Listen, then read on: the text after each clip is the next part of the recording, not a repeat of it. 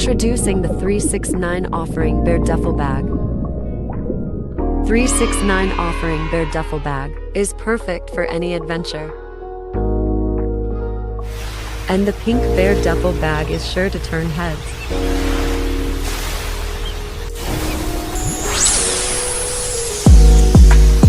Catch that wave.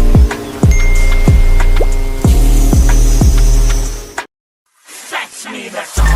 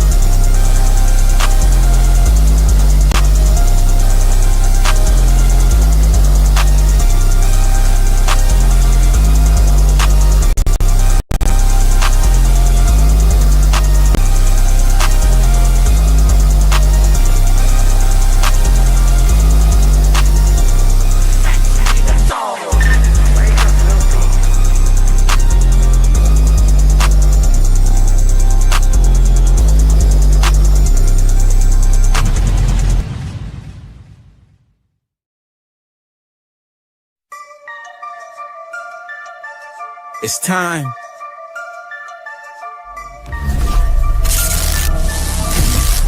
Let's crank it.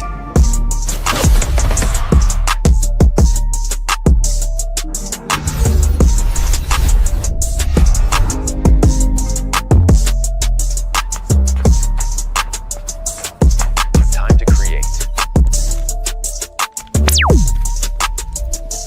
Time to edit. Signal confirmed. Let's shake the block.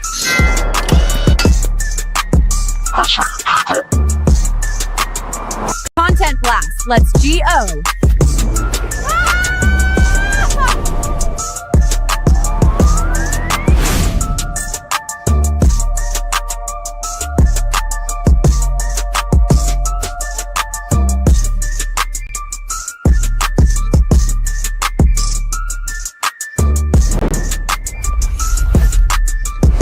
Three, 6, 9, admin group. Content is power.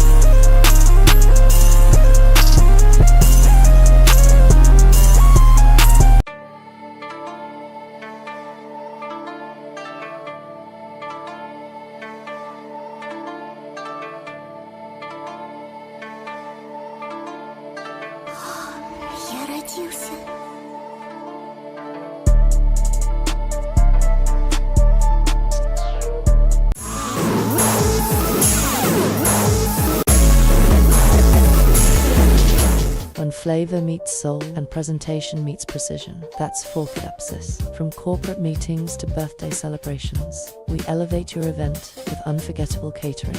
Our curated buffet packages feature mouth-watering options like citrus salad, shrimp cocktail, teriyaki meatballs, and more. Every menu is handcrafted with love. Choose from braised beef, seafood boils, Parmesan asparagus, and signature Southern-style dishes. Top it off with decadent desserts like banana pudding, peach cobbler, and vanilla creme brulee, served in mason jars, ready to impress your guests. Email forkitupsis@gmail.com or call 706-837-8055. Let's fork it up together.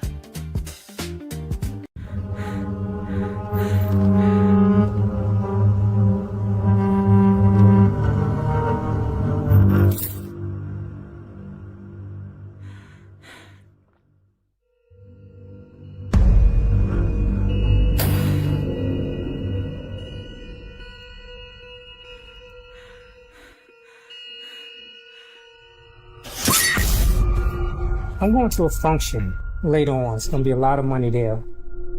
You should come. I would, but I'm supposed to show my face at one of my clients' parties. Oh, yeah? Mm-hmm. Who? Dia and Ron. Really? What's up with that dude? Hey, yo! What you got no roses for, G? You going on a date or something? Yo, you just at the club, were you?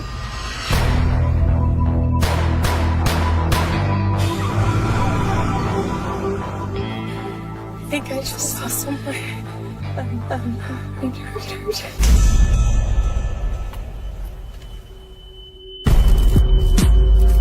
In a developing story, a young couple were found brutally murdered at a venue near West Heights. One eyewitness says that they saw what appeared to be a man in a brown suit jacket and black boots leaving the scene. I don't think it's the same guy. My guy had these things coming out of his hair, like braids. Did the security guard describe him like that? Him lay claim to a woman without her knowing. And when her life was taken, him grew strong with revenge. Revenge against who? Anyone or anything that him deemed responsible. You think there's a masked man who's running around out there targeting the undesirables, the ratchet?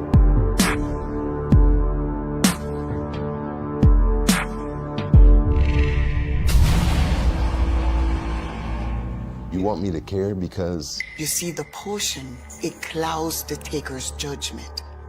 You gave a man who is mentally disturbed a potion that will keep him alive? How do you kill him?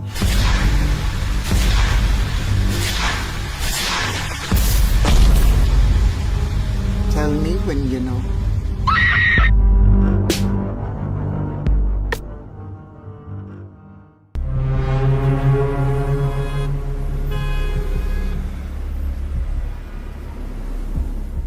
Welcome to Higgsfield.ai. Glad to have you here.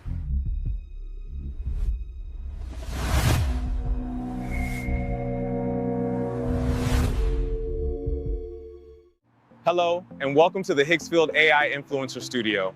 My name is Sam, and today I'm going to show you how I was created. Higgsfield is a platform that lets content creators build a realistic AI influencer using an AI influencer generator without needing a big team or complicated tools. You can create your own character inside the AI Influencer Studio, shape how they look, how they move, and how they show up on camera. This makes it easier than ever to make influencer AI that feels real, usable, and repeatable for your content. And honestly, this might be the cheapest AI platform content creators can use right now to create high-quality AI videos. I've put all the links in the description and on the pinned comment below, so you can try it yourself and even start getting paid. Now let me show you how it all works.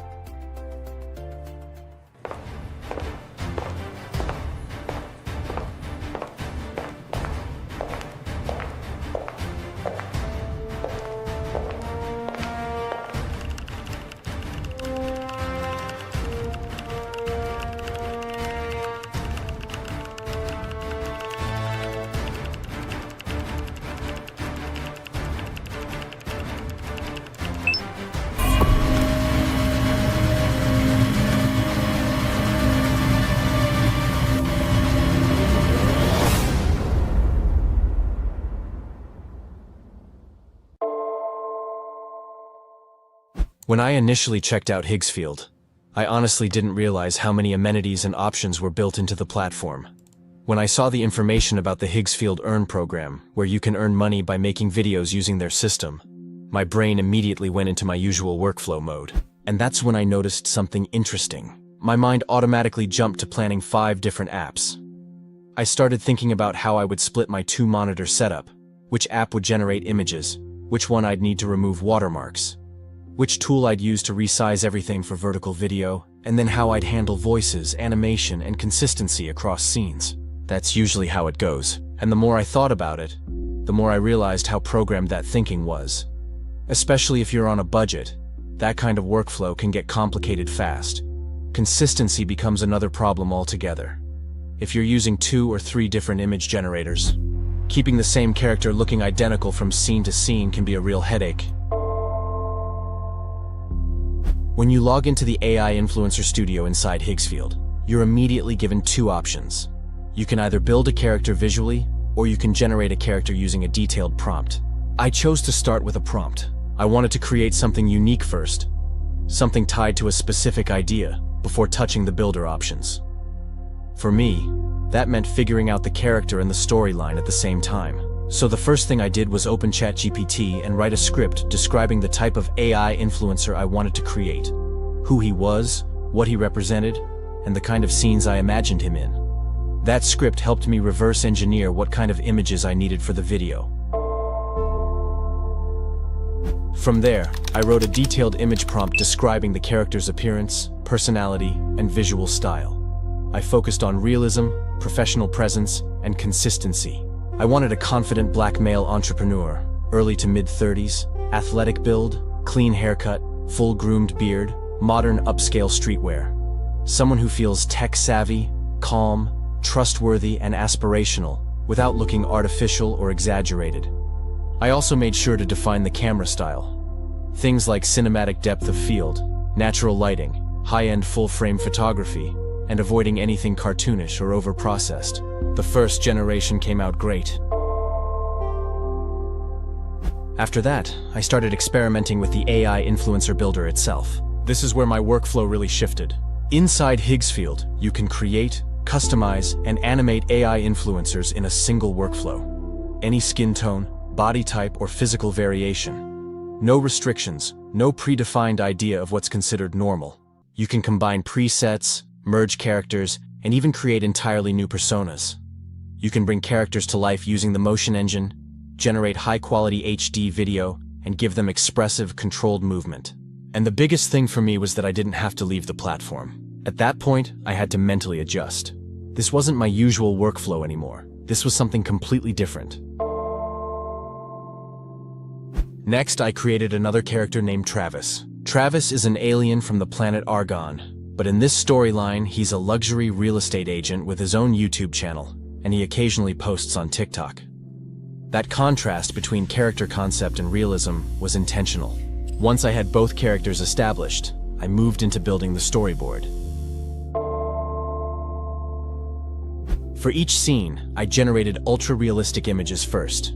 Normally, this is where things slow down, because prompting specific camera angles can take multiple attempts.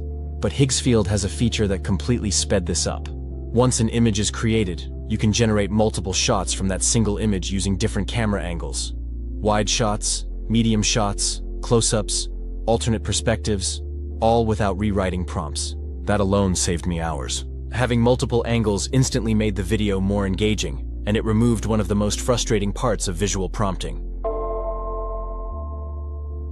After that, I tested out motion control. Instead of trying to describe movement through text prompts and hoping the generator interprets it correctly, motion control lets you define how the character moves and performs. This dramatically reduces motion errors. At this point, my workflow was already moving about 3 times faster than before. Then I explored Cinema Studio, where you can choose cameras, lenses, focal lengths, and aperture settings. This helps keep visual consistency across scenes, which is huge when you're building longer videos. I'll be honest, I got a little distracted here just testing things because the dashboard has so many creative options. But eventually, I pulled myself back into the workflow. Once all the images were created, I moved into animation. For this step, I used ChatGPT again, but this time I created the project specifically to maintain character consistency. I also built character reference sheets for each character. Those reference sheets become especially useful when working with video generators like VEO3, or any system that accepts ingredients or reference frames. That way, every scene stays visually aligned. After animating the scenes, I moved into editing using CapCut. This is where things like extending backgrounds for 9:16 vertical video came in, refining compositions, and sequencing scenes to match the narration. All of the B-roll you're seeing here is from screen recordings of that process. One of the biggest things I learned while exploring Higgsfield is that they're not just building tools, they're building a creator-first system. Higgsfield is one of the fastest-growing Gen AI companies right now, and their mission is pretty clear. They want to be the most creator-friendly platform in the world, and the reason this caught my attention is because they're launching 2 products designed to help creators build original digital personas and start getting paid right away. The first one is the AI Influencer Studio. This is an all-in-one builder that lets you design, control, and bring fully original AI influencers to life. What stood out to me is the level of control. AI Influencer Studio gives you 90+ configurable parameters to shape every detail of your character's look and identity. And then you can bring that character to life using motion control. That means you can build something hyper-realistic, stylized, unconventional, or something the internet has never seen before. And the most important part is the character is yours. But creating is only half the story. The second product is Higgsfield Earn. And this is the first monetization platform I've seen where creators can earn real money directly from Higgsfield by uploading content. They're starting with AI influencer-style content and expanding from there. So now the workflow becomes simple. You build your persona in AI Influencer Studio. You bring it to life with motion control. Then you post that content to platforms like YouTube and Instagram, and you can start getting paid right away through Higgsfield Earn. That shift is what made this feel different for me. It's not just about generating content faster. It's about creating something original, keeping it consistent, and having a direct path to monetization built into the ecosystem.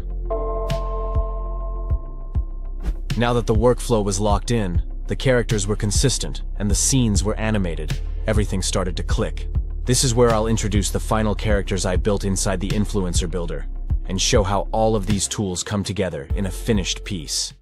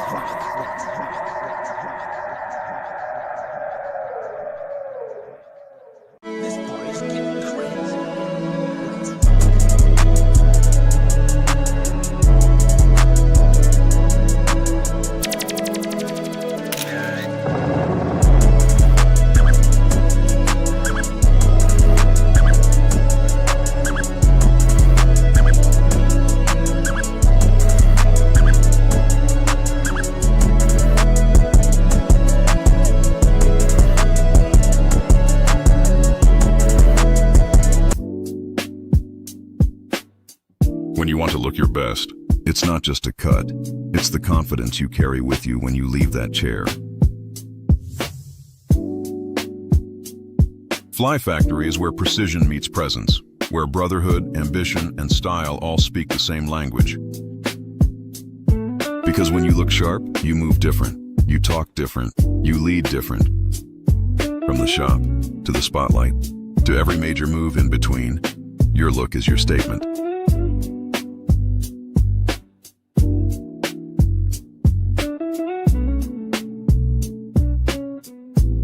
Look 10 years younger, man. My wife is gonna love this.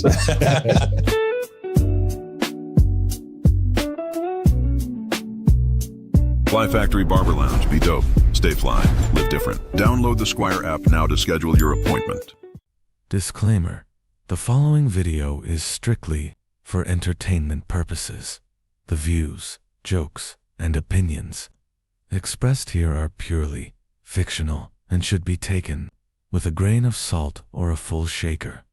This is barbershop talk, the type of conversation where everyone's an expert, but nobody's got facts. It's all love, no hate. Relax, laugh, and remember, nobody likes lawsuits.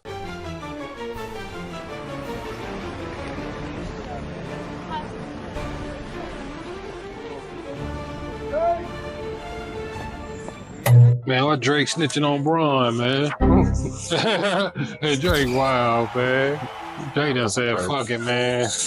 That dude was so traumatized, he don't know what's going on. Nah, that's what I'm saying, man. That dude, man, he all over the place now. So he keeps doing interviews with people I ain't never heard of. That's what I'm saying. Like I think he trying to. I thought Academics was his boy. I think he trying to see if he still got that star power. Like if I go this person, then they gonna blow. They gonna blow up, right? Nope.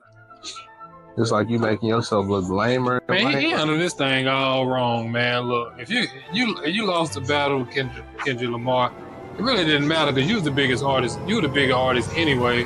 All you had to do was, all thing you had to do was put out some music. Yeah, that's all you had to do. It's like, but I think it's the generation itself though that listen to the music. They don't know nothing about the old school music where people were dissing each other and still putting out music, and they living through these people for real. They are, yeah, they are, yeah.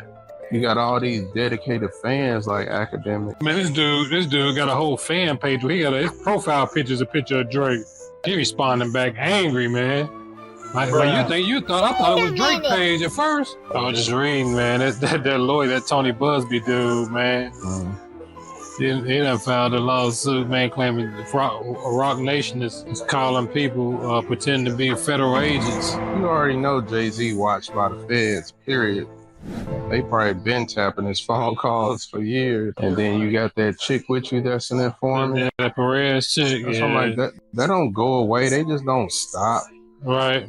That's why I was surprised to see so many documentaries online about Jay-Z. It's like somebody paid all these people to make all these. Who was that? Was that you who sent me that one where they were talking about all them people who Jay-Z distanced himself from? Because it started off with the story about him shooting his own brother. Yeah, that's about how he distanced himself from Siegel, and then yeah. So it's a whole bunch of those videos online where they just basically like exposing him and his behavior. So now you're gonna make the public see him, for what he really is. So they're just gonna be like, oh, he guilty of whatever. Right. I was watching something the other day. They were talking about the real reason him and R. Kelly fell out. And they were talking about how, Jay-Z tried to make it like R. Kelly just was losing his mind. He was losing. R. Kelly said he saw somebody flash a gun. Yeah. But what the dude was saying that people never talk about the fact that R. Kelly was pepper sprayed in that same show because they was like he was walking up the steps or something. Yeah, and he fell back down the steps. He kept rubbing his face, and somebody had pepper sprayed the little walkway right there where he was at, where he was going up at. And they were like, "This is after somebody had flashed the gun." Because they were like, he was on his way backstage. They talked him into going back on stage, and he was like, "All right, cool, I'll get back out there."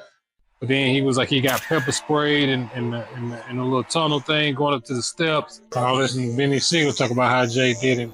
So when the judge asks you, can you assure us that you can, let us know where his whereabouts is, and what he's doing, and where he's at? And Siegel say, he looked straight at the judge and was like, no. He was like, man, he would say, man, that crushed me. He said, it ain't like the judge was asking him, make sure you keep me out of trouble. The judge is just asking him, keep us informed on his whereabouts and, what he's doing. And I get people talking about, man, he a grown man, you shouldn't have to do that. But man, just think about that though. Like, man, it's like if somebody you real cool with, man, like, bruh. It's just his history show he all for himself. But like, dang, dude, like, ain't nobody threatening you with nothing. That's crazy, man. You think Beyonce will leave him before she went down? I think she'll definitely bounce.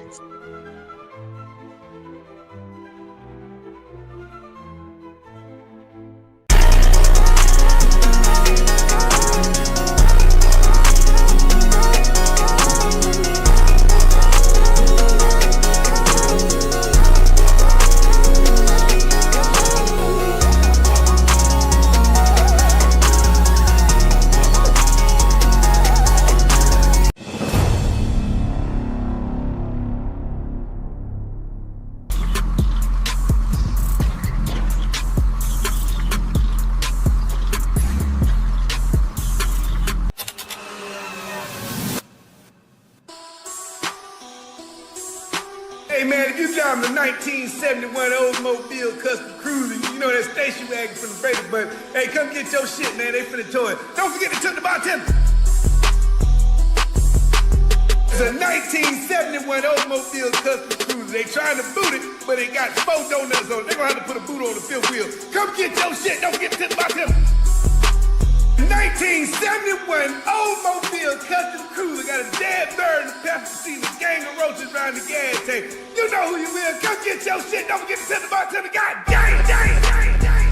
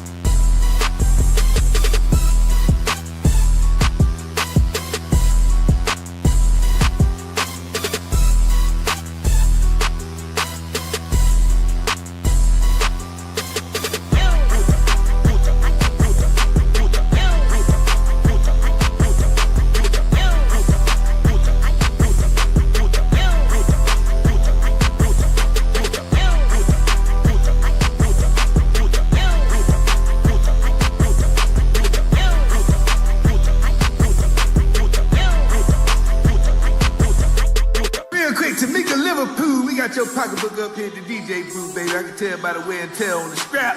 You a BBW. Don't forget to about that.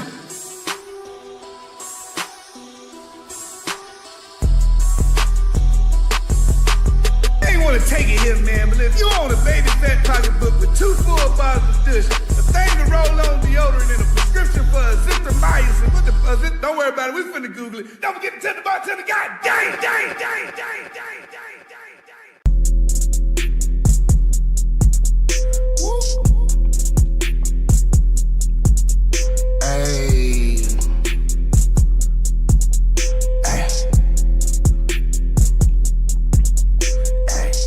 Big dot flexes, go time, lights, camera, action, ho, it's showtime. I can't stress no Bob, got 10s and 20s that car when it's ho time. I keep flexing on them, haters got a lot to say. Let them pussy lips talk, I'm doggy style like every day. Bitch, I live by the G-code, moving, sound like a dance around Rico's. You better mind your tongue, I move too swift, jack souls like a repo.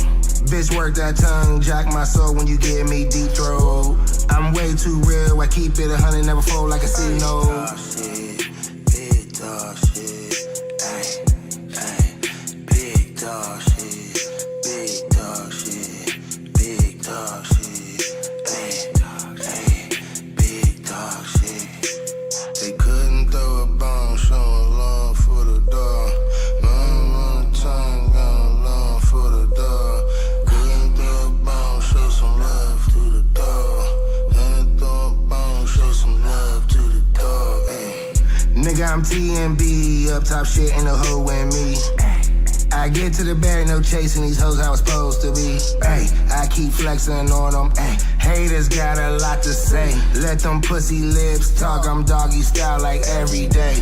I'm standing on 10s, I'm too authentic, sorry baby, ain't no cheat codes. Pole on my side, better mind your eye, I'll slide on the Debo. Ay. Big dog off the leash. Fuck these hoes, they for the streets. Kept it love with all my bros, but they ain't keep it love with me. Bitch, I live by the G-code, moving, sound like a dance around Rico's. You better mind your tongue, I move too swift, jack souls like a repo. Bitch, work that tongue, jack my soul when you get me deep throat. I'm way too real, I keep it 100, never fold like a C-note.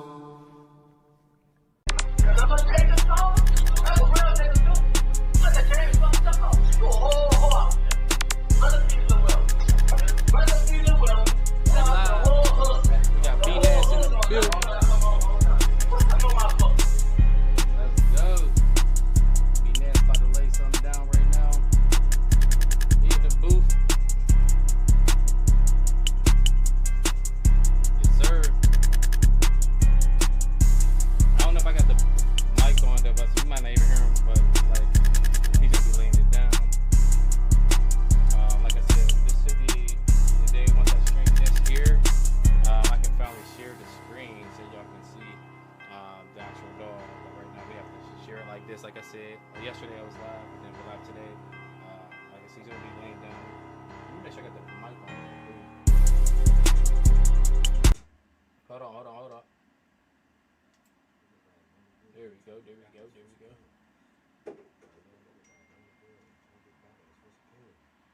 I can hear you now. Yo, I can't hear me. Oh yeah, hold on. That's cool right there.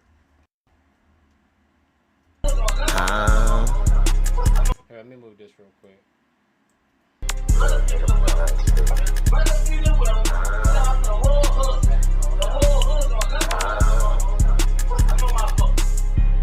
Real nigga recognize real. If you get jammed up, nigga, don't tell. Keep it solid, nigga, don't spill. He slimed him out, that shit ill. I like the way you came in on this part, though. Keep it solid, nigga, don't spill. He slimed him out, that shit ill. Let me see, do that? I might keep this.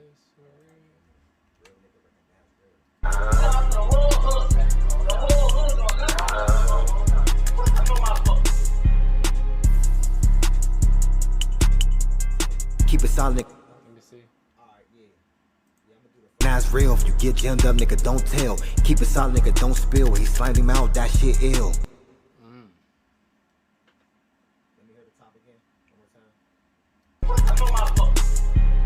Real nigga recognize real. If you get jammed up, nigga, don't tell. Keep it solid, nigga, don't spill. He slimed him out, that shit ill.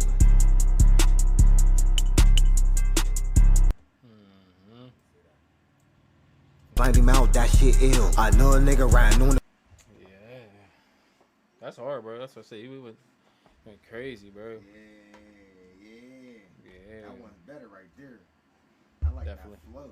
That's what I say. You redid this one because you did it before, and then now you just going back and just doing a whole different version. It's cool. Yeah, so I said we have 2 different versions of this one. That's what it's all about. It's cool to have 2 different versions. No doubt. This one sounds hard too. I'm like, yeah. Yeah, this fire right here. I ain't gonna lie. I mean, what album are you putting together for real? Like, are you putting together like a certain type of album for this one here? For this, this album that I'm putting together though, it's an introduction to me. Like, so it's more personal. Yeah, I'm gonna have a couple bangers on there where you could dance to do your thing, but this is gonna be an album where you gonna more so hear me out. Okay. You know what I'm saying? Like, I'm telling my story. You feel me? Mm-hmm. I'm gonna just give you bits and pieces, but it's definitely gonna be fair. You know, nice. I got all type of work. You know what I'm saying? Yeah, you can see it. All type of work, but the album work though, it's gonna be personal. It's gonna be personal. Straight out of St. Clair. You feel me? Yeah, that's fire. That's hard. Yeah. Tune in. Tune in. I'm coming. You heard? Yeah. They took 10 away from me. I can't get that back. So I'm focused on what I got now. You feel me? Mm-hmm. Show you how to bounce back like Juvie. You know what I'm saying? Yeah, this whole mix is crazy. So what I do is I'm gonna mute the mic for around because I know we're gonna play it live out here. Y'all get to hear it, so I'm still gonna be doing some mixes, and y'all can just tune in and just watch me do my craft. Let's get it. Yeah, you see it build from the bottom up, like yeah, you definitely did your thing too. So I'm about to go mix right now.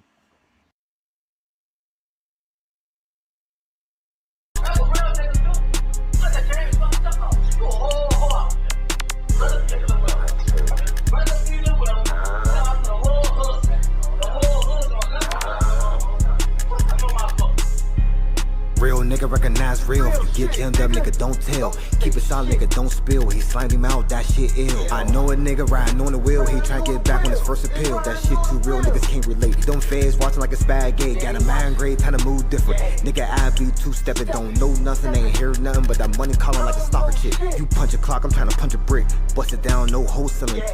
Smoking like a yeah, nigga, I be big stepping. I'm too real, I'm 100, gotta keep it a nigga. I'm too real, I'm 100, gotta keep it a buck. I'm too real, nigga. I'm too real, nigga.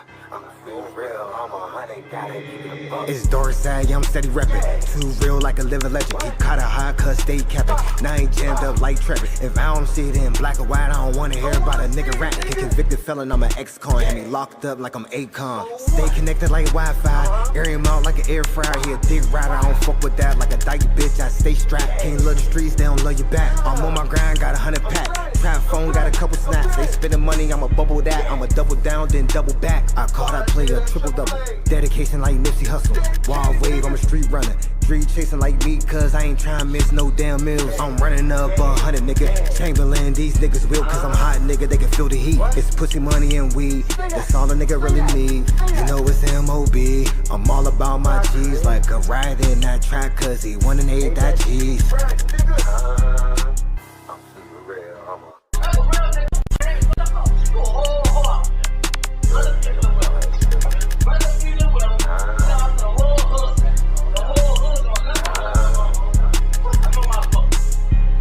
Real nigga recognize real. If you get jammed up, nigga, don't tell. Keep it solid, nigga, don't spill. He slimed him out, that shit ill. I know a nigga riding on the wheel. He tryna get back on his first appeal. That shit too real, niggas can't relate. Them feds watching like a spaghetti. Got a mind grade, time to move different. Nigga, I be two-stepping, don't know nothing, ain't hear nothing but that money calling like a stalker chick. You punch a clock, I'm trying to punch a brick. Bust it down, no wholesaling. Yeah, nigga, I be big stepping. I'm too real, I'm 100, gotta keep it a buck. I'm too real, I'm 100, gotta keep it a buck. I'm too real, nigga. I'm too real, nigga. I'm too real, I'm 100, gotta keep it a buck. It's Dorsey, I'm steady reppin'. Too real like a living legend. He caught a high cut, stay capping. Now I ain't jammed up like Trevor. If I don't see it in black or white, I don't wanna hear about a nigga rapping. He convicted felon, I'm an ex-con. And he locked up like I'm Akon. Stay connected like Wi-Fi. Air him out like an air fryer. He a dick rider, I don't fuck with that. Like a dyke like you, bitch, I stay strapped. Can't love the streets, they don't love you back. I'm on my grind, got 100 pack. Trap phone, got a couple snaps. They spending money, I'ma bubble that. I'ma double down, then double back. I call that play a triple double. Dedication like Nipsey Hussle. Wild wave, I'm a street runner. Street chasing like me, cause I ain't trying to miss no damn meals. I'm running up 100, nigga. Chamberlain, these niggas real, cause I'm hot, nigga. They can feel the heat. It's pussy, money, and weed. That's all a nigga really need. You know it's M.O.B. I'm all about my G's, like a ride in that track, cause he won and ate that cheese.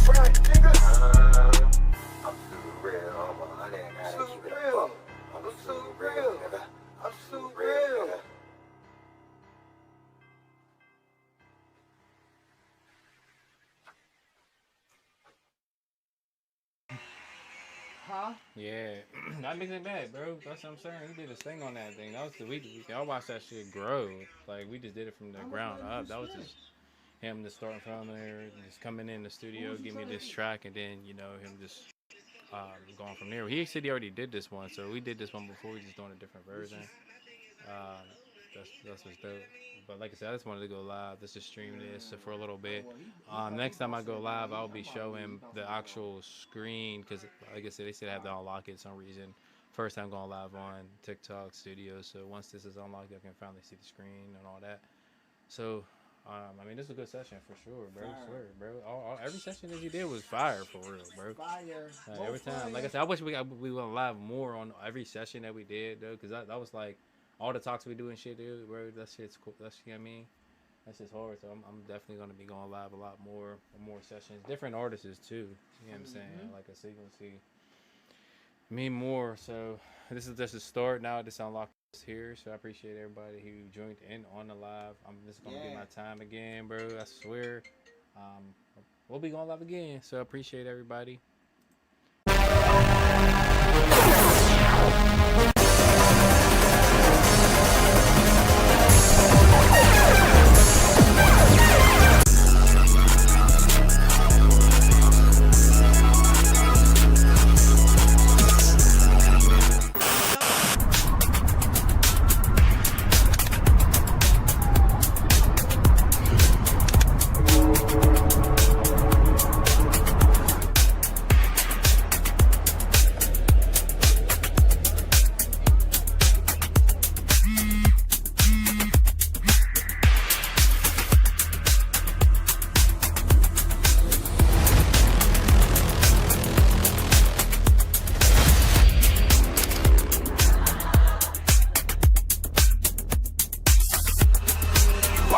watching Channel 6.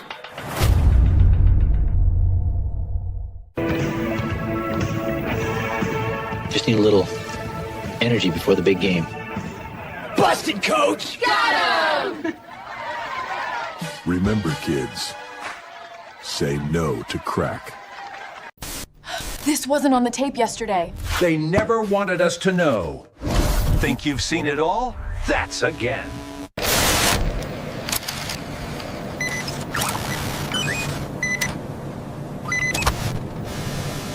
Our top story tonight, an unusual delay at a McDonald's in East Dayton. A man became wedged in the restaurant's exit this afternoon, but what began as an awkward ordeal ended with a golden reward. Channel 9's Lisa Morgan. Minimum wage, maximum pressure, the oil, the orders, the clock, they don't stop. They just stack. And you start wondering who's cooking who. Take the damn burger!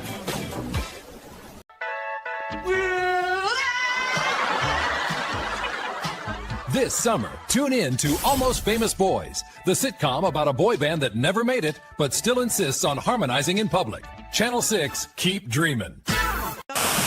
Somebody keeps stealing my pretzels. I'm not pointing fingers, but Brenda, your pockets are crunching louder than your excuses.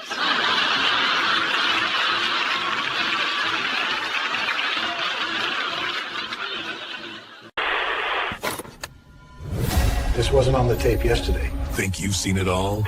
Think again. That's Amazing dives deep into the mysteries everyone else avoids. Channel 6, where curiosity gets weird. All right, contestants, for 10 points, what sound does a squirrel make when it overdrafts its checking account? Squeaky panic noise. Probably. The judges have no idea.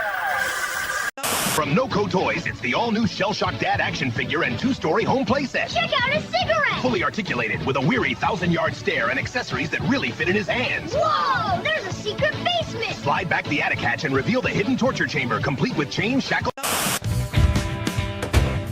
Meet the crew of Roommates and Heartaches, where 6 adults share 1 apartment and 0 decision-making skills.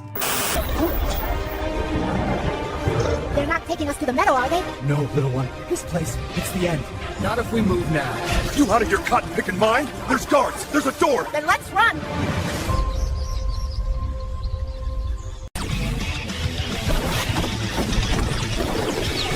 Get ready for the most unnecessary action show ever made. Punch City Nights! 1 man, 1 badge, and way too much slow motion. Channel 6, Justice in Jean Shorts.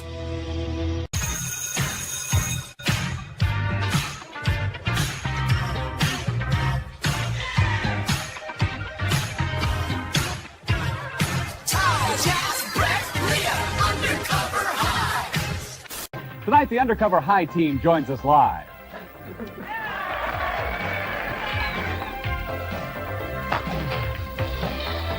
These kids are keeping crack out of our schools. This just in, crack levels in our schools are reaching dangerous new highs. Authorities say crack activity is up 200%. Run! Officers are struggling to keep up as students turn the halls into open-air markets. Drop the crack, Bradley! Parents, keep your children close and keep your lockers locked.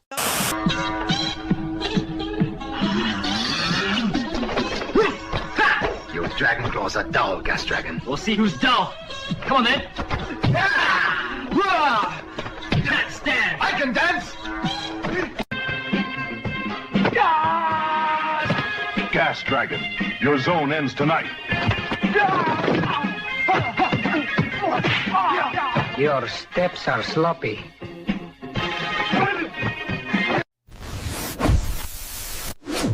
Summer's heating up on Channel 6. Catch the all-new comedy, Different Strides. Boys, there's something I need to tell you. I'm not your real father. You're adopted. When life takes a turn, make it tasty. Long John Silver's. Fresh caught flavor, crunchy golden batter, and prices any family can sail with. Long John Silver. I'm at the wheel, Spark Brains. I got steadier fingers than any of you. Your fingers are hydraulic noodles. Hey, the captain's chair likes me best. Ask the chair. Everyone's too bent to steer. Give me... Back off, bud. Give me the wheel. It's mine. Autopilot engaged. Huh? Oh, that's nicer. Summer's heating up on Channel 6. Catch the all-new comedy, Different Strides. Stay in the mix with Channel 6. Ты не знаешь, что значит выживать, пока не прошел через пятничный вечер на кассе.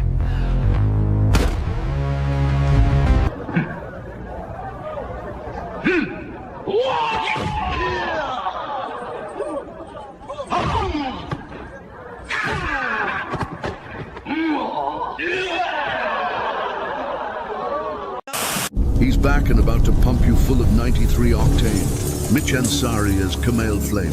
Gas Station Revenge, Part 2.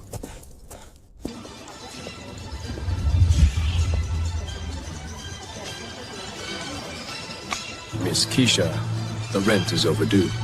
It's time to collect. Come and get it. Ha! Then you better hold your breath, Gas Dragon. Your feet are slippery, but my claws are sharp. Then cut me if you can. 2 rice patties, no fries, no drinks. Honorable payment. And sweet prophecy. Ah, slippery silver moon. Y'all gotta bounce. Rejected, like yesterday's fortune. Stay in the mix with Channel 6. Oh, that's amazing. Different Strides, Friday Night Live. Stay in the mix with Channel 6. Not today. Don't miss Undercover High, Fridays at 8, 7 Central, only on Channel 6.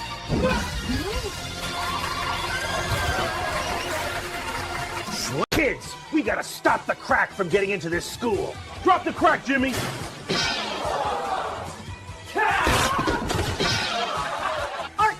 canceled.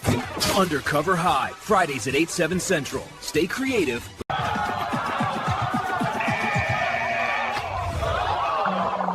Jimmy? Doing crack? He was supposed to be our friend. Tune in to Undercover High, Fridays at 8, 7 Central, only on Channel 6.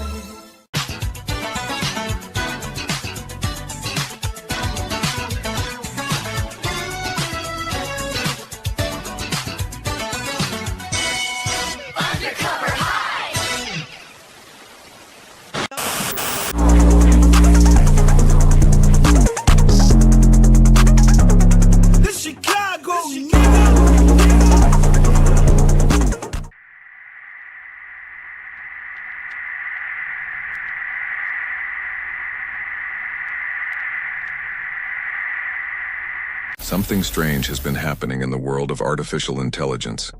Every time I blink, a new video generator appears, a new image model drops, a new prompt language shows up, and suddenly the prompt I learned yesterday is already considered outdated. I've been making AI videos for years, and I feel like the technology is sprinting ahead while I am walking in slow motion. After a while, it starts to feel like a complicated treasure hunt. I keep searching for the best cinematic prompts and the perfect structure, but it seems like the real master prompts are locked up somewhere in Japan or China. People over there are creating visuals that look like entire movie studios built them.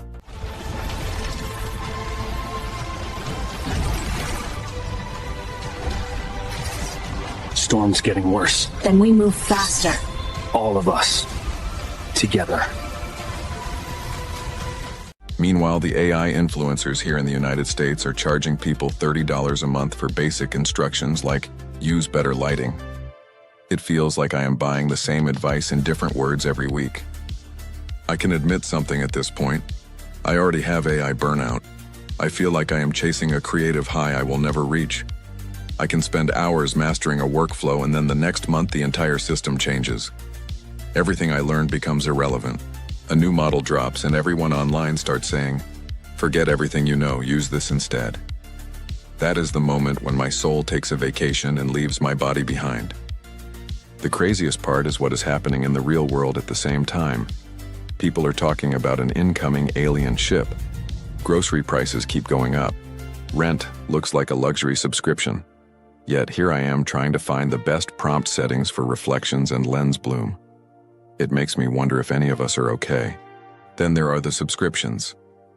Google wants me to pay monthly for video generation, even though the platform still glitches and creates scenes that look like hallucinations. What exactly am I paying for? Emotional support, character distortion, continuity errors, a weekly reminder that technology is unpredictable, and of course there is ChatGPT itself. I am paying for a monthly subscription so I can create long instructions, templates, rules, and guidelines that the system will follow for about 12 seconds before it decides it wants to freestyle. Sometimes I press submit and ChatGPT says, "I feel like doing my own thing today." This is the moment when I question why I'm choosing this life. When you step back and look at the bigger picture, it becomes obvious that we are paying corporations to collect our ideas. We feed these systems with our businesses, stories, inventions, world-building concepts, personal philosophies, and creative blueprints. They gather everything, store it, analyze it, train on it, and then sell it back to us wrapped in a new interface. It is the most polite form of intellectual robbery imaginable. This will fundamentally change how you watch TV. It's the breakthrough in image quality you've been waiting for. This is not a new trick. When Little Big Planet came out, people could create custom levels and little short films. Everyone was proud of their imagination. What they never considered is that the platform was quietly absorbing all of those concepts and turning them into new content. Consumers became unpaid developers and no one noticed. Companies really love giving us creative tools. They never explain that anything made inside those tools can be taken, analyzed, and reused without permission. They let us believe that we are building our dream projects while they collect data for something much bigger. It makes you wonder what this data is actually being used for. Are they building simulations of new worlds? Are they preparing information for synthetic beings that might appear after a major world event? Is all of this training going somewhere we will never see?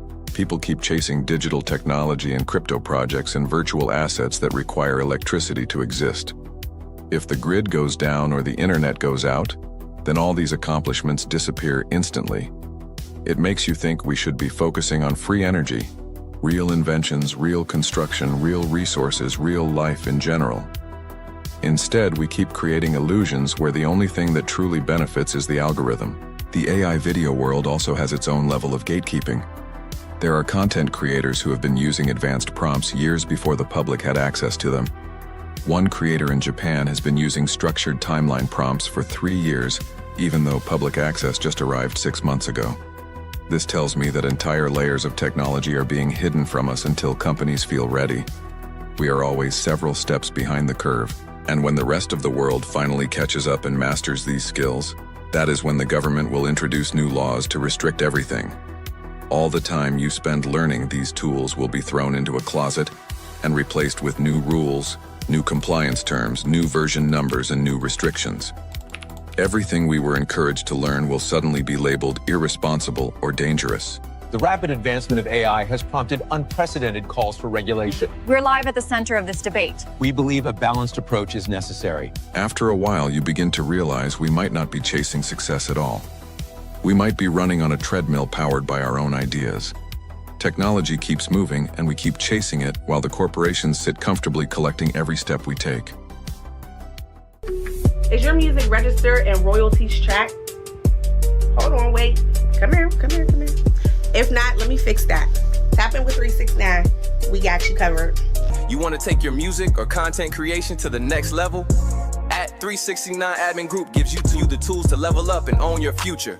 Want to learn how to be an independent content creator business? Subscribe to at 369 Admin Group. If you're a creator in music or video, at 369 Admin Group is where you get the tools to own your content, track your royalties, and build your empire. Subscribe now. Check my G-Shock about time that I blow up. 100% ain't no stress, I just roll up. Scaring the bands really fast, you gon' throw up. Racks in the bag, it's a fat, we gon' blow some. Sending my friend where you at when I need one. Man, no offense, little friends only roll up. Matter of fact, only G's that I know of. Matter of fact, only niggas I know of. I lost count, trying to count on my blessings. I just flex, full effect, run up checks. I remember when I got none of that. Back in the streets, I was broke with no cash. It was eye for an eye, don't let shit slide. I felt the pressure's a reason to fight. Load up the 30, peace by my side. I just need niggas who's loyal to ride. I be flexing on niggas like every day. I be stacking the racks, I just speculate. Made 250 just yesterday. Ballin' hard on these niggas like NBA. Got this 12 on that ass tryna get away. Don't want real niggas seeing the light of day. Shooting, jumping our roofs like it's GTA. Kinda life we living like every day.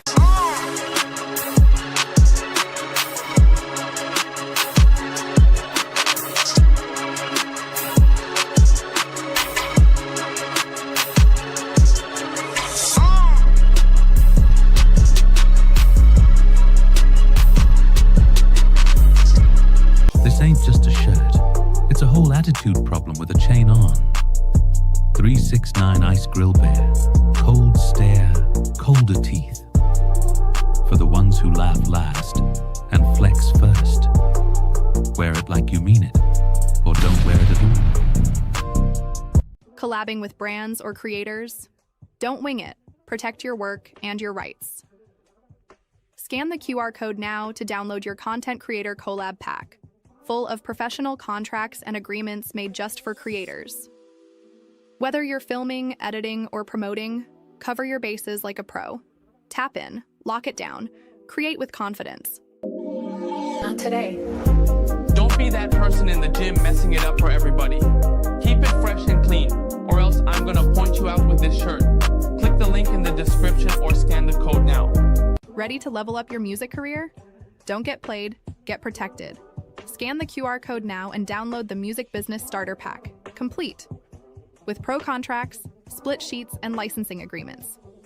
Whether you're a producer, artist, or manager, handle your business the right way. Tap in, lock it down, create with confidence. Perimeter's quiet. Trail cuts east. Someone just passed through. I see him. Civilians. We'll keep it clean. Copy that.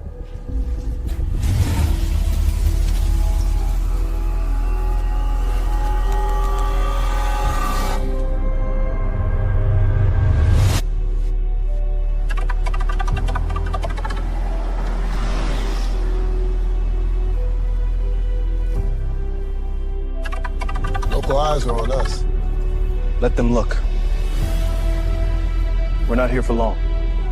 Copy that.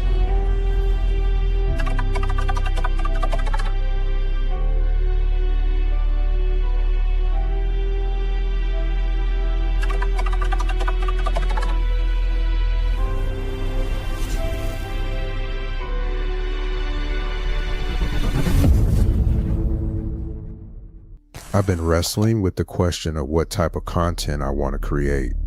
Everything online feels so restricted.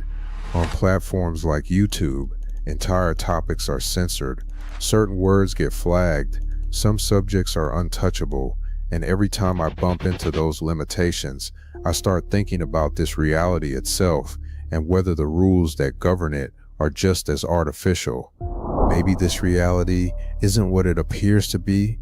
Maybe it's a generated existence, a program, and if that's the case, then my mind is the one generating it. I've always carried consciousness through every stage of life in this dimension, but I also remember more than this single lifetime. I remember being in the womb, being born, opening my eyes as a baby, and wondering, how did I get back here? Why do I have to start all over again from the beginning? The strange thing is, in other lives, I didn't always regenerate as a child. Sometimes I simply reappeared in a form I chose, already grown, already established, with full awareness of who I was. I could shape how I looked, what I wanted to do, where I wanted to go. First card out, the sun. That's clarity, renewal, a window opening. But here in this version of the program, it feels like control has been stripped away. Did I generate this limitation for myself, or am I inside a system where someone else designed the parameters? Even the abilities I've leaned on my whole life, intuition, instinct, flashes of foresight, maybe those aren't powers at all. Maybe they're just fragments of old memory resurfacing, like muscle memory of the program itself. What feels like intuition might really be recognition, remembering how the code works. That's why I find myself so drawn to things like the Mandela effect. E-A. I watch channels like Parallel Portal because they echo what I felt for years. These glitches are everywhere if you know how to look. The so-called Shazam movie with Sinbad is one. Some people swear it existed, others insist it never did. Sinbad himself denies it. The mainstream explanation is that people are confusing it with Kazam starring Shaquille O'Neal. But I know what I saw. I remember watching that Genie movie, just like I remembered the Berenstain Bears spelled with an E, not an A. My mom had all the books in the basement and the name stuck in my head because it sounded like Frankenstein. The fact that it's different now feels like the code rewrote itself. And if the code is rewriting, maybe the glitches are evidence of recalibration. The program patches itself, whole memories shift. This second card, the Two of Pentacles, sits between hope and closure. It tells me you're balancing more than you let on. The rhythm you hold now determines how the last card lands. Tracks. Watch. Reality tilts. The more I look at it, the more I believe not everyone here is conscious. There are too many hollow interactions, too many people running on scripts. I think this world is filled with NPCs, non-player characters. They look alive, they talk, they move, but they don't contain the spark. And if that's the case, then trying to convince them about these glitches is useless. It's like arguing with background code. They're not meant to comprehend it. It reminds me of Westworld. You and everyone you know were built to gratify the desires of the people who paid to visit your world. Just don't forget, they're not real. Only a handful of characters were written to wake up and see the bigger picture. The rest were built to stay inside the loop. So my theory is simple but heavy. This place exists inside my mind. Maybe it's a dream state. Maybe it's a sleep experiment I chose. Maybe it's training. Maybe it's punishment. It feels like a program designed for me to remember, to extract fragments from all the other existences I've lived. I've already encountered people here that I knew in other lives. I've had moments where memories flooded back. Excuse me, could you tell me how to get to the main terminal from here? Times when I was even a ghost summoned to do things for others.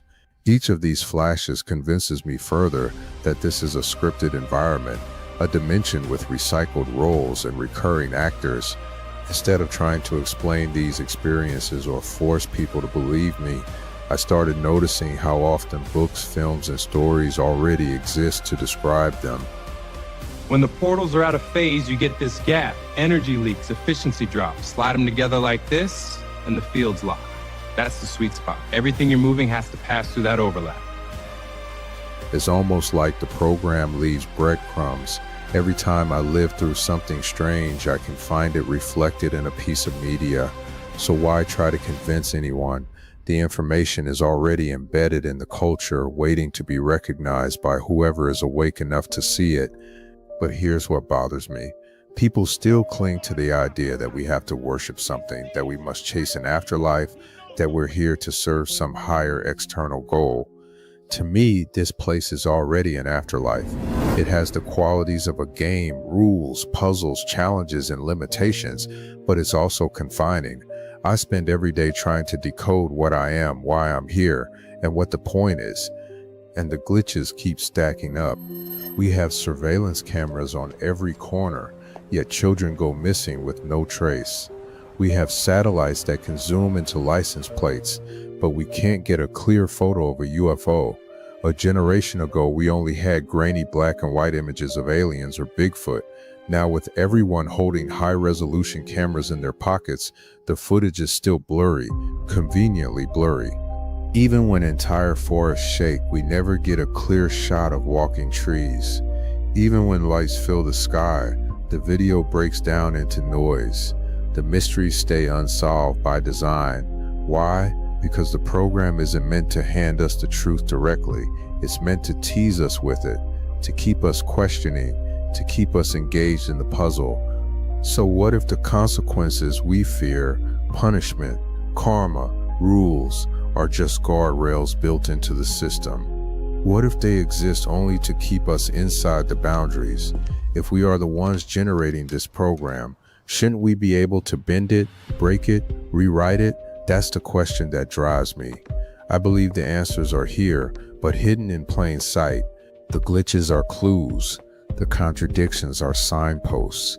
The whole dimension feels like a vast, complicated game. But why a game? Why the puzzles? Why the endless mysteries? That's what I'm here to decode.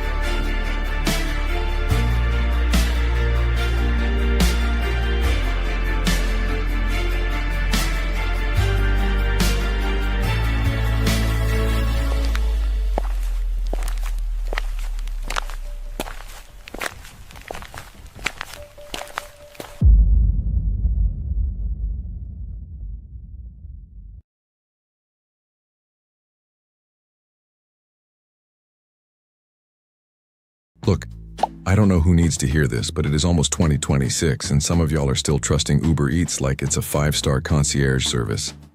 And I'm not judging you, but I am absolutely judging you. I'm judging you spiritually, emotionally, financially, and nutritionally. Because have you ever actually looked at the people delivering your food? Have you ever taken a second and really observed them like a responsible adult who loves their organs should? And have you ever asked yourself one simple question? Should anything I plan on putting inside my body ever be in their possession first? Because the answer is no. It's always no. It's a universal truth like gravity or the fact that McDonald's Sprite tastes like electricity. Let's talk about the journey your food goes through before it even reaches your lips. First, your meal gets harvested on a field you've never seen, shipped to a processing plant run by 3 people who are already on their last nerve, handled by somebody who definitely sneezed directly into the air hoping nothing important was around. Boxed, frozen, tossed, unboxed, microwaved, grilled, flipped, dropped, picked up again, and then cooked by someone at Chipotle who is 1 burrito away from quitting mid-order. Your food has PTSD before you even click place order. And after all that trauma, you hand it off to a stranger who looks like a side character from a cautionary tale. Let's break down the selection. You got the default Somali driver pulling up in flip-flops, holding your food like it's a side quest he never asked for. You got the default hood dude with half his hair braided and the other half still waiting for the stylist, wearing Crocs that fought in a war nobody won. The default Asian driver who looks like he paused a nap, sighed heavily, grabbed your fries, and mentally promised he would never accept another order. Yet here he is. And of course, the default white driver with stringy wet hair, pale skin, boots that have seen tragedies, and an outfit that screams, "I've been through something I'm not ready to discuss." And these are the people you trust with your dinner. Let's be honest, the inside of their cars look like side missions. Crumbs, wrappers, mystery stains, old receipts, air fresheners that died years ago. And you're in the backseat of your mind thinking, yeah, this guy can definitely protect my pizza safely. Meanwhile, your food is in the backseat losing the will to live. And then, after all this chaos, you're expected to tip. The emotional manipulation in that tip screen should be illegal. You click checkout and suddenly your phone is like, would you like to tip 3, 5 bars, your entire paycheck, your soul? Let's talk about this tip culture real quick, because it's gotten out of hand. Tipping was originally supposed to be optional appreciation. A little thank you for good service. Not a subscription plan. Not a tax. Not a demand backed by emotional guilt. Not a requirement just so a guy named Dirtbag Daniel in a tank top will hand you your cold fries without attitude. The real problem is the corporations flipped the script. They basically said, hey, instead of us paying our employees a living wage, what if you, the also broke customer, just handed them extra money out of the kindness of your empty pockets? They want the poor tipping the poor. They want broke people supporting slightly broker people. Meanwhile, the corporation is sitting back eating off profits like, this is working perfectly. Imagine going into a store, buying groceries, and the cashier leans forward like, so, you gonna tip me for ringing that up? You know I'm underpaid, right? No, I'm not. I'm barely making it myself. I can't be out here donating like I'm running a charity foundation. Companies should be paying these employees enough so they don't have to pressure customers. That's their job, not ours. But instead of doing that, they add more guilt buttons on the screen. They give you that 15%, 20%, 25% menu like it's a math pop quiz. If you hit no tip, they hit you with that passive-aggressive confirmation like, are you sure? Really? You monster? It's crazy. So here's where I'm at with it. Maybe we need to start cooking again, or at least go back to the ancient tradition of picking up your food yourself. Because Uber Eats feels like gambling with your digestive system, and the house always wins, and the house is always dirty.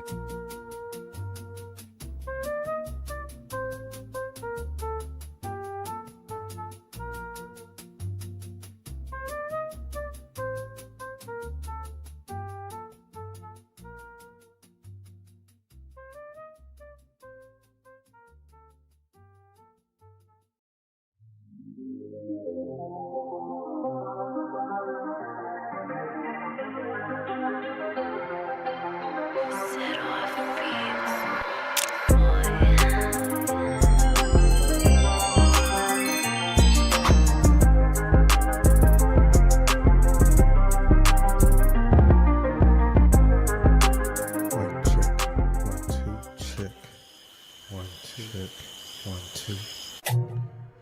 Hey, what's up? So you're probably wondering, what is Muse? Muse is an application that you can put directly into your DAW mixer. It allows you to share audio and video, as you can see right here. It also, you're sharing screens. You can also take over somebody else's screen. For example, if I'm logged in with somebody else, we're having a session, they might say, hey man, can you play out this melody for me on this track? So instead of me logging into my FL Studio, making a melody, then saving it, then sending it, they can actually just hit me up directly on Muse and say, hey man, I'm working on this track, listen to it, and then say, hey, can you play a melody on top of it? And then they basically give me control of the screen as they're recording, and I can play my MIDI keyboard or whatever on my end, and they can record it live. So you can actually make live tracks, collab and make tracks live. So it's a great time saver. You can also chat and send files within mainly, it's a different way of working on creative projects instead of just using Streamlabs. Streamlabs, you can share your audio and video, but you can't work directly with others live as far as recording vocals or recording directly into somebody else's DAW. You can do all of that with Muse. You already know what your boy set off. You can catch me live on 369 Music Talk on Muse.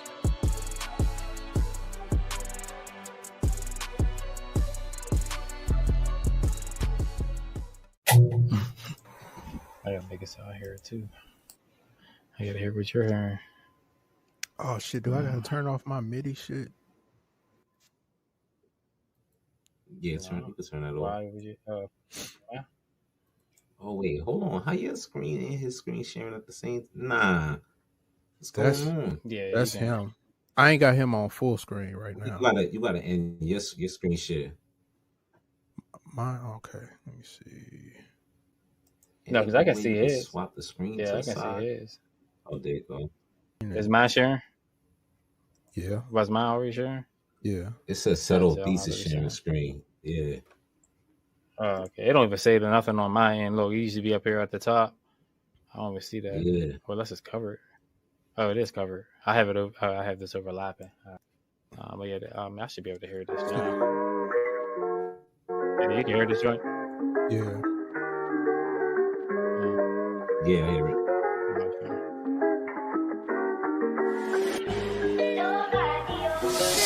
Make your hair strong or shiny and new with Hune shampoo and conditioner.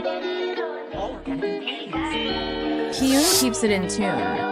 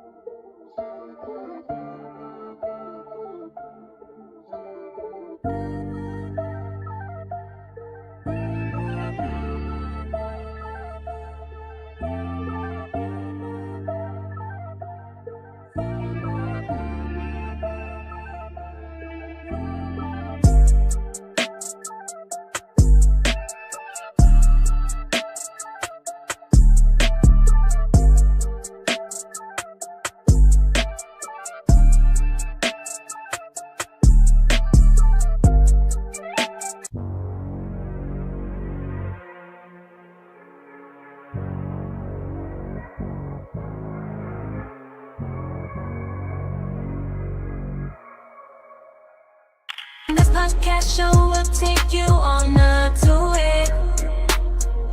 369, here's a taco news.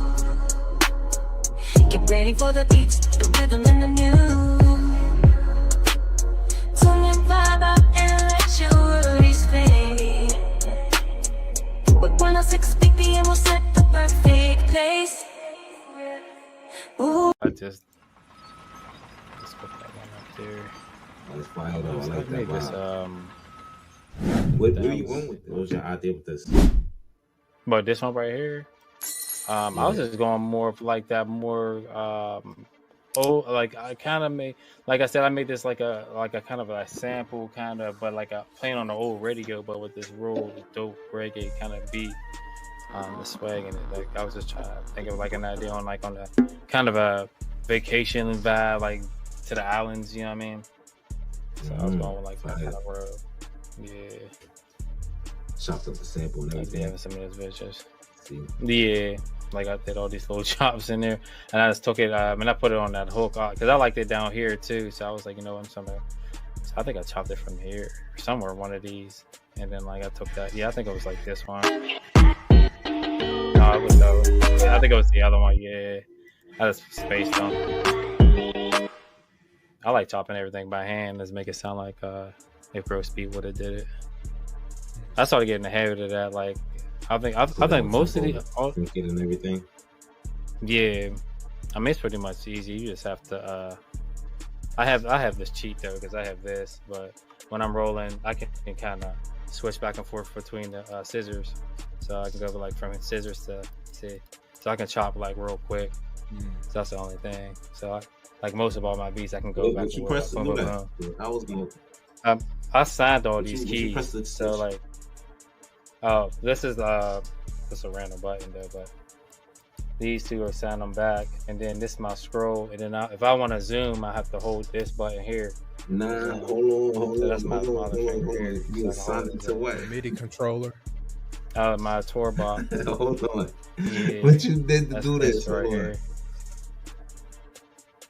Yeah, tour box. Yeah, right here. That's in my module. But you gotta hit it when you hit a button. This is so many codes you can make. You make your own codes. Like, you know what I'm saying? Like if I want to copy and paste. Is so like see, if I hold a button that you plug into your computer? Yeah, this is it goes USB to I think it's a USB-C. And they have a Bluetooth version. So you can just plug it in and it'll just have to, you don't have no wire. And then like you make your own commands, like whatever's comfortable for you. So like your favorite copy and paste. I like this button for copy and paste. Like this is like this little button. And then this is my paste up here. See, Control V. And you sign whatever your favorite little hotkeys are, and then like your scroll, even though like when you scroll the wheel, like I can scroll this, like it just makes my my work or my time like fast to do something real quick. But yeah, that's that tour box. Like.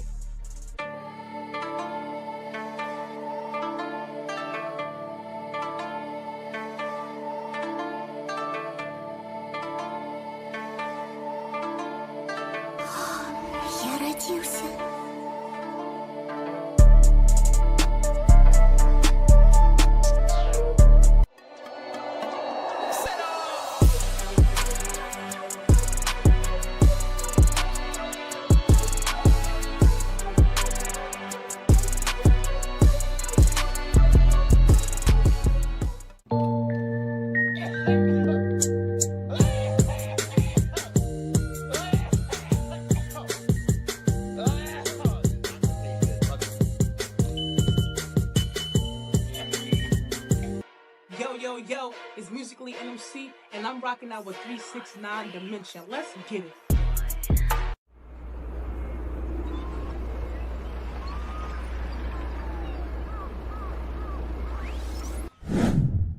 I use it for everything, even video editing. Like, yeah, make it swiftly.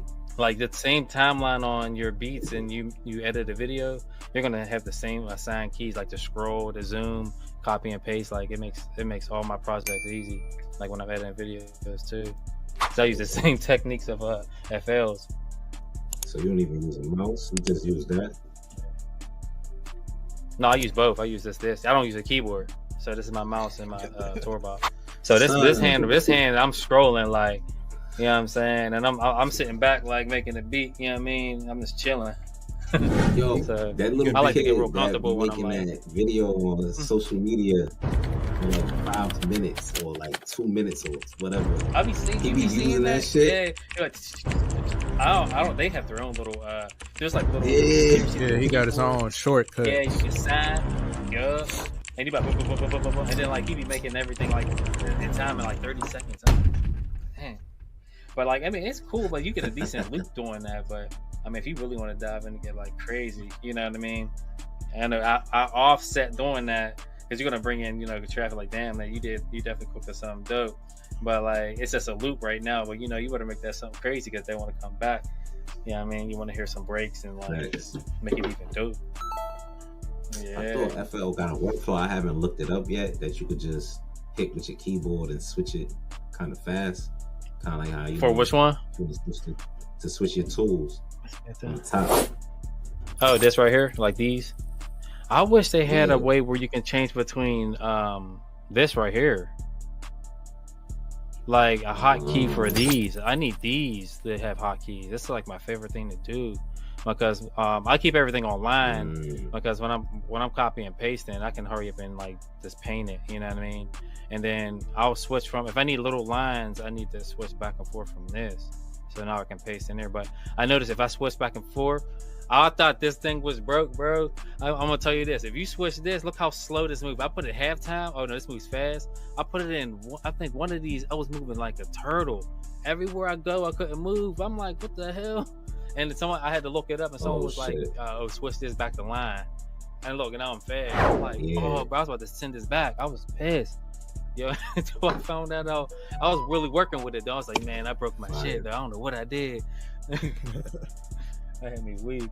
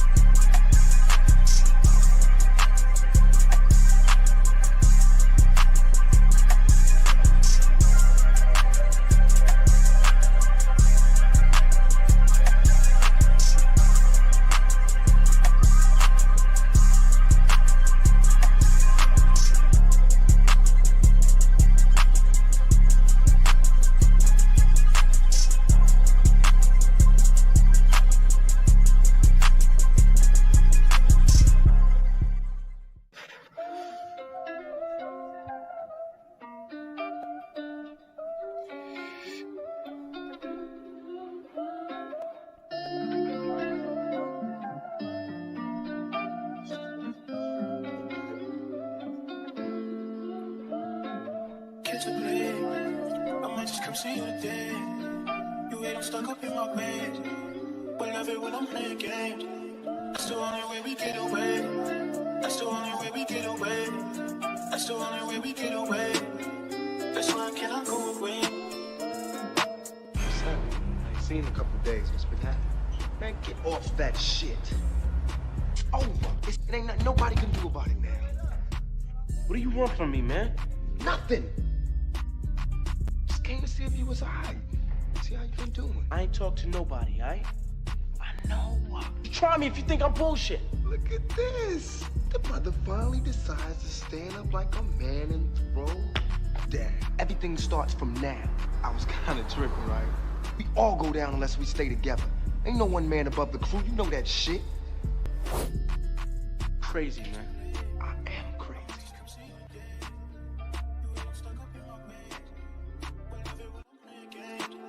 That's the only way we get away.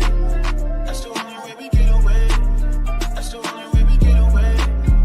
That's why I cannot go away.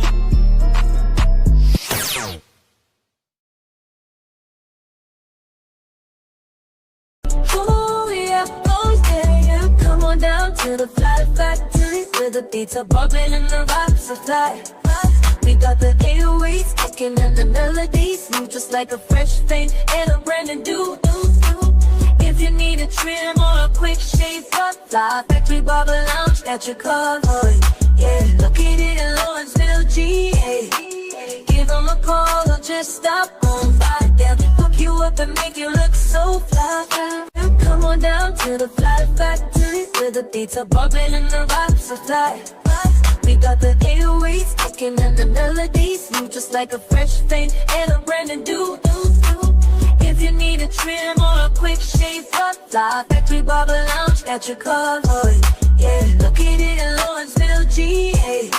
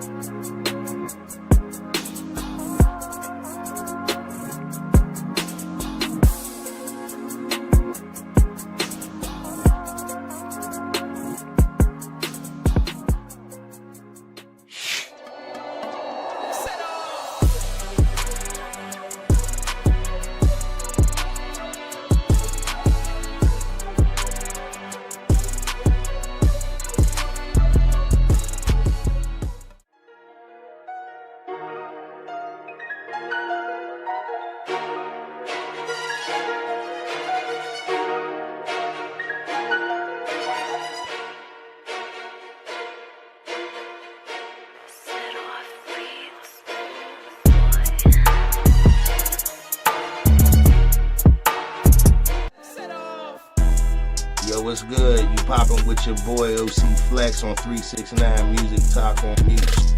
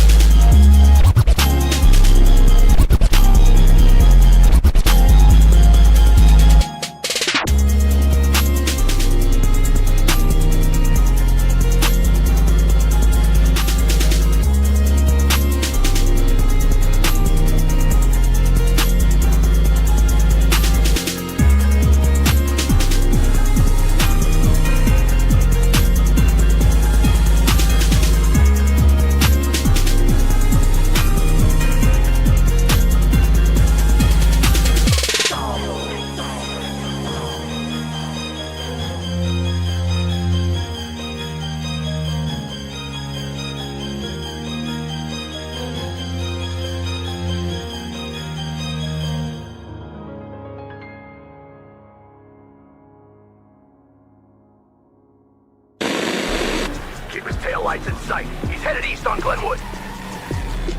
Y'all ain't touching me tonight. Come on, baby, hold together. Fifth gear, let's cook. Nitrous on.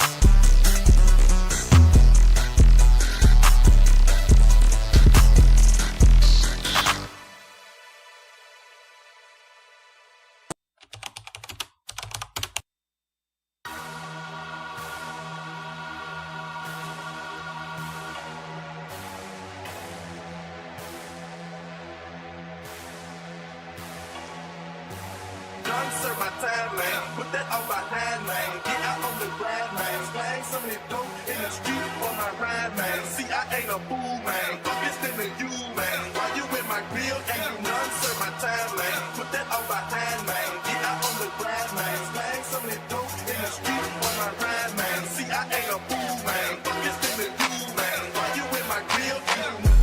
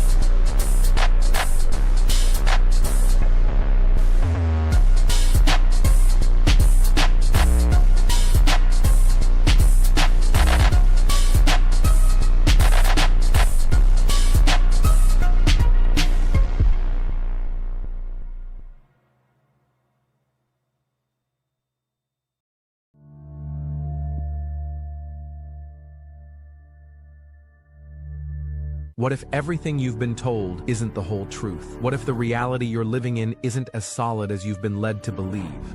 What if what you see every day is only a fraction of the story, hidden behind layers of manipulation, power, and unseen forces? Join me as we explore the strange, the mysterious, and the unexplainable. We dive deep into the things they don't want you to know. But the question remains, is this your reality?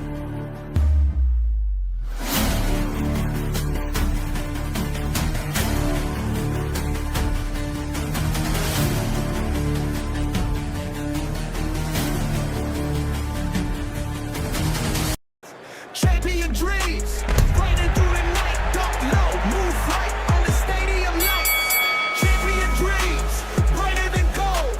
All right, so we'll mix it up. We got footwork drills today.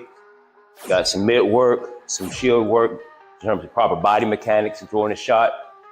But the big thing is a lot of times in clinch work, so when a guy grabs a man, or you see, first we're gonna work all sides.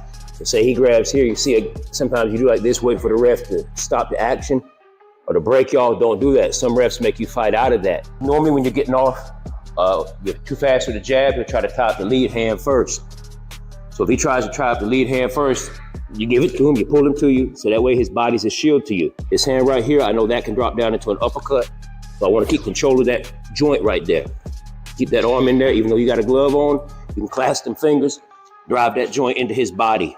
Most men, when they do clinch up, they stand up straight. I used to do this, angry, trying to match bravado against bravado. It just drains you. I gave up 70 to 80% of my power by straightening my legs out.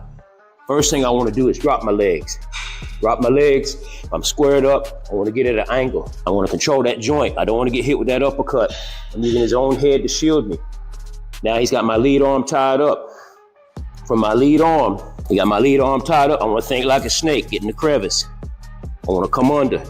And as I'm coming under, I'm locking his arm into me. I'm locking his arm into me. That part is key. Right now I'm controlling his weapons. I got his weapons controlled. I'm gonna make my move as you make your move. Again, you're staying close. Staying close so that way you keep the power, number one. If I create space, I start to lose power. I extend them arms out. In all grappling, clinch work, and boxing, you want your arms as close to your body as possible. That's why you hear a short tighten in the box in terms of your shots. Keep it tight and narrow. The reason being is because that way you don't have any energy leaks. So all that power from your legs and your core is able to just transfer out, not going out and then back in. So stay close to him. My body, my elbows close to me. Now, he can hit me one or two ways. I got this arm tied up, so he can't get the uppercut off. As a fighter, you want to always think, what can he do to me? Then what I'm going to do to him. That's like the police. They go in, they take cover. SWAT, they take cover. The military, they take cover. So think shields and swords in that order. Think feminine first, then masculine, yin and yang. Feminine means I'm receiving you, and I'm controlling it. I'm controlling it. I'm acknowledging everything you can do to me, you can put on me. And once I'm like this right here, I got that arm tied up. If he were to drop down to hit my body, I got it tied up, say I let it off. I'm still on the inside. Now I can come up, catch him. I'm inside the shot. He can't get my body. Or if he tries to go over the top with the hook, he steps over. I got it tied up. He can't go nowhere. If he's strong, he could be stronger than me. He gets let loose. I want to raise that elbow up. And now I got me a shield. He drops my body. I'm right here. Boom. See, I'm keeping hold of that. That way you're controlling your man. Because like I said, some refs will break the action. And then some will say, fight out of it. And most men, amateurs and pros, because we're not taught. You know what I mean? Or they'll tell you, fight out of it. And you're thinking, I don't know how to fight out of it. So we do stuff like this. Right? Little rabbit punches and stuff. Not really knowing how to jockey for position and everything. If I wanted to just get out of there, keep him close to me, keep him close. Right here, put the hand right down. Might have to get this right here. Put the hand. Everything is about joint manipulation. Right here on this hip flexor. Once I do that, now I got him off balance. Now come in. Get out whenever I want to escape, drop low, angle off. Never back out tall. He's already gonna be mad. We'll try that first, lead arm tie up. So lead arm tie up? Yeah. Control it, yeah. First thing we do when we disarming him, especially that right hand. I always think, don't let him get the gun out the holster. He can have a 9mm, but if he can't get it out the holster, he can have a badass overhand right. So if he don't do anything, all I gotta do is put my hand right here on the shoulder, right? Yeah, angle yourself. Yep, angle yourself. Yep. All right. Yep. When you're angling yourself, making yourself a smaller target. Remember when we first tie up, if y'all notice, I drop my weight, sitting to your hip, I turn myself. Once, I gotta get power from my thighs. From your legs. Your legs are the strongest muscle on your body. You know what I'm saying? Even to a man who thinks he's got skinny legs, your legs are still the strongest muscle because they've been carrying your body weight all your life.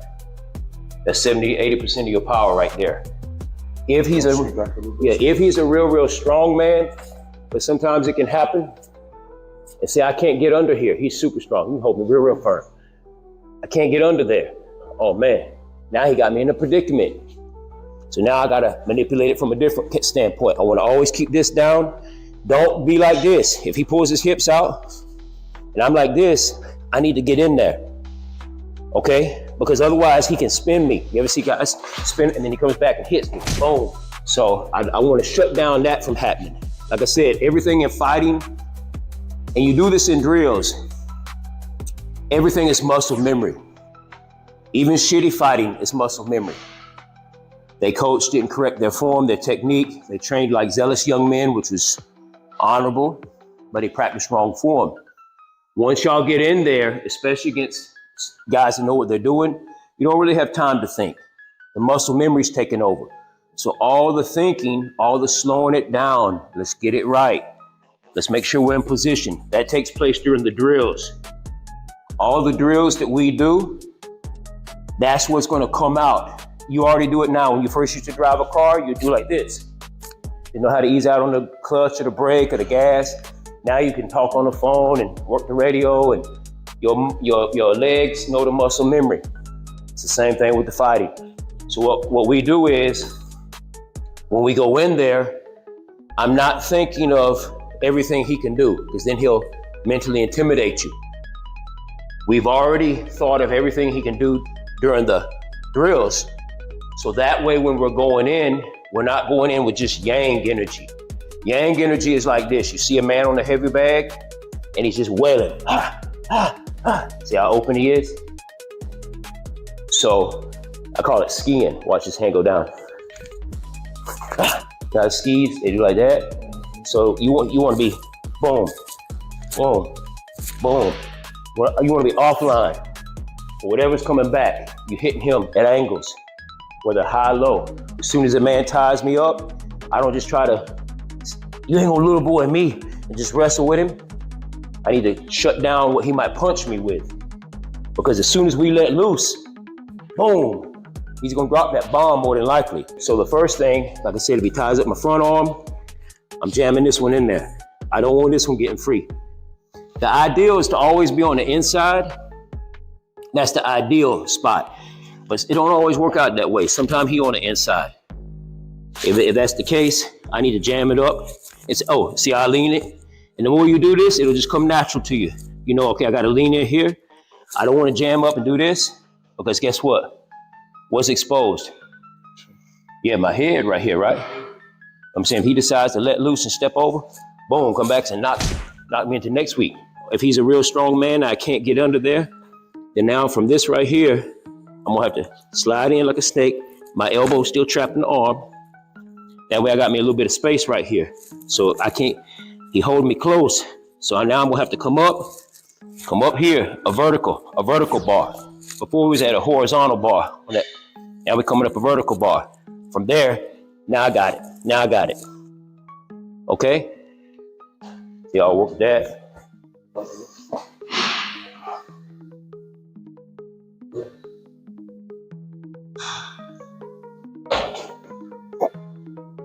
If you let off a shot, stay low, still high. Stay low, boom. Yeah, yep, and then drop low.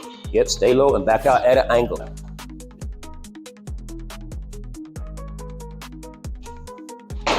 Yeah, staying close, good. Yep, boom. Yep. Go. I like the snake. Yeah. Push. Boom. Yeah. Champion dreams, brighter through the night, dunk low, move right under stadium lights. Champion dreams, brighter than gold, fists fly, ring struck, stories untold. Hey, what up, folks? This is Tijuana Jackson. I'm 56 years old, and here go a few things I wish somebody had told me in my 30s and 40s. Check it out on Crumb TV. Well, my government name is Tijuana Jackson, life coach with a goon hand, motivational speeches, real nigga. Now, look, I know Miss Judy usually don't like this, but maybe since it's my last day. No, Okay, I just check it. he knows better.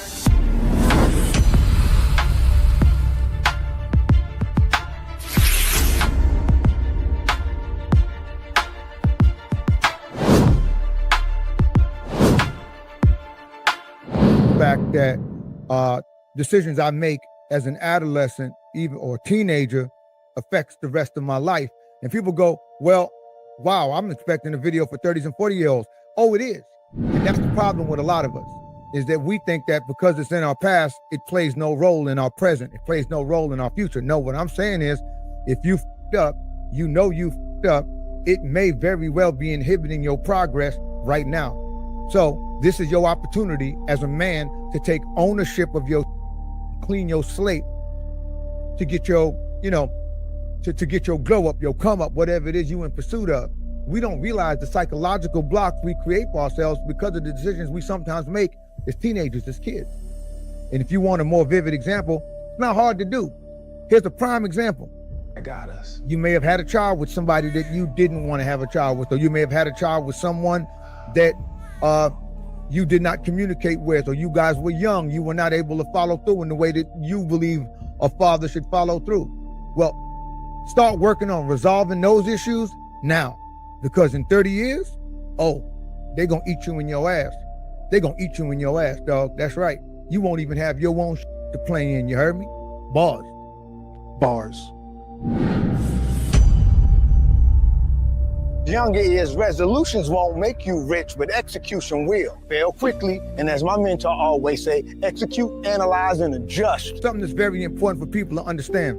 Why I say resolutions won't make you rich, but execution will. Well, resolution is, a lot of people make all these New Year's resolutions. I'm gonna do this for my life. I'm gonna do this for my life. Look, man, it ain't in the talking. It really ain't in the talking. It's in the execution. And what that means is stepping forward, doing it, giving it a shot.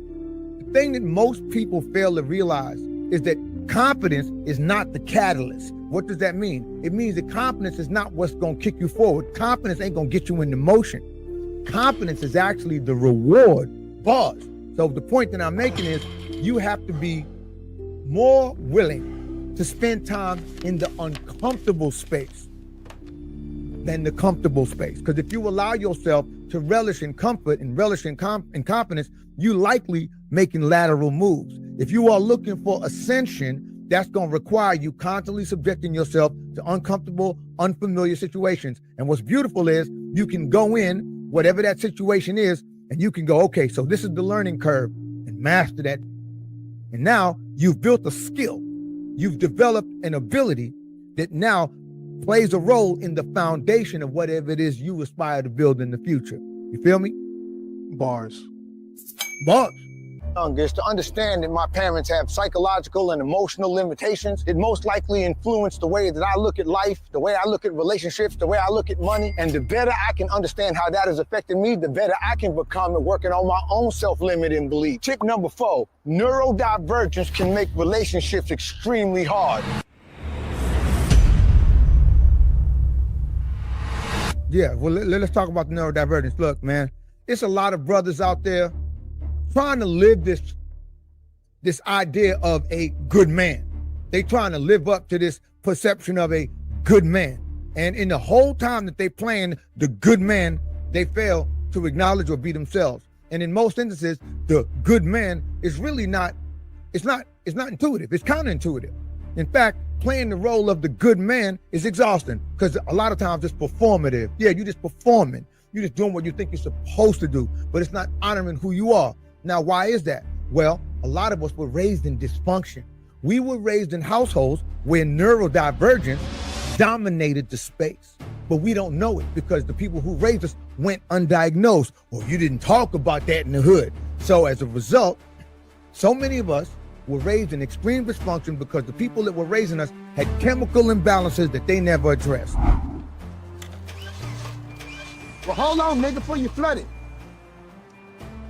Try it now.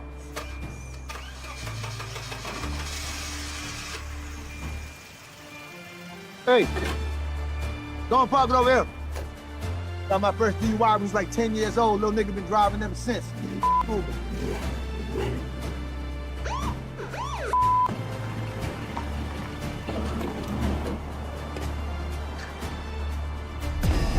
Now here we are, normalizing that behavior because that's what we used to. That's what our brain's conditioned to, attracting ourselves to the same women. Like I said, you ain't getting with the women that want meditation. You getting with the women that need medication. Buzz. No. And the reason is because that's what we've been conditioned to. So we now take on this dysfunction, we absorb this dysfunction, and then we roll with it as if it's supposed to be the norm. It ain't. You don't subject yourself to that. And if you are someone who is dealing with a chemical imbalance, don't walk around undiagnosed. Don't you want to take ownership of it? People talk about ADHD, for instance, as if it's, ADHD is just basically, people are forgetful and, they struggle with executive function. Well, believe it or not, there's a lot of volatility when it comes to ADHD. A lot. Meaning conversations go from 0 to 1,000 in a split second.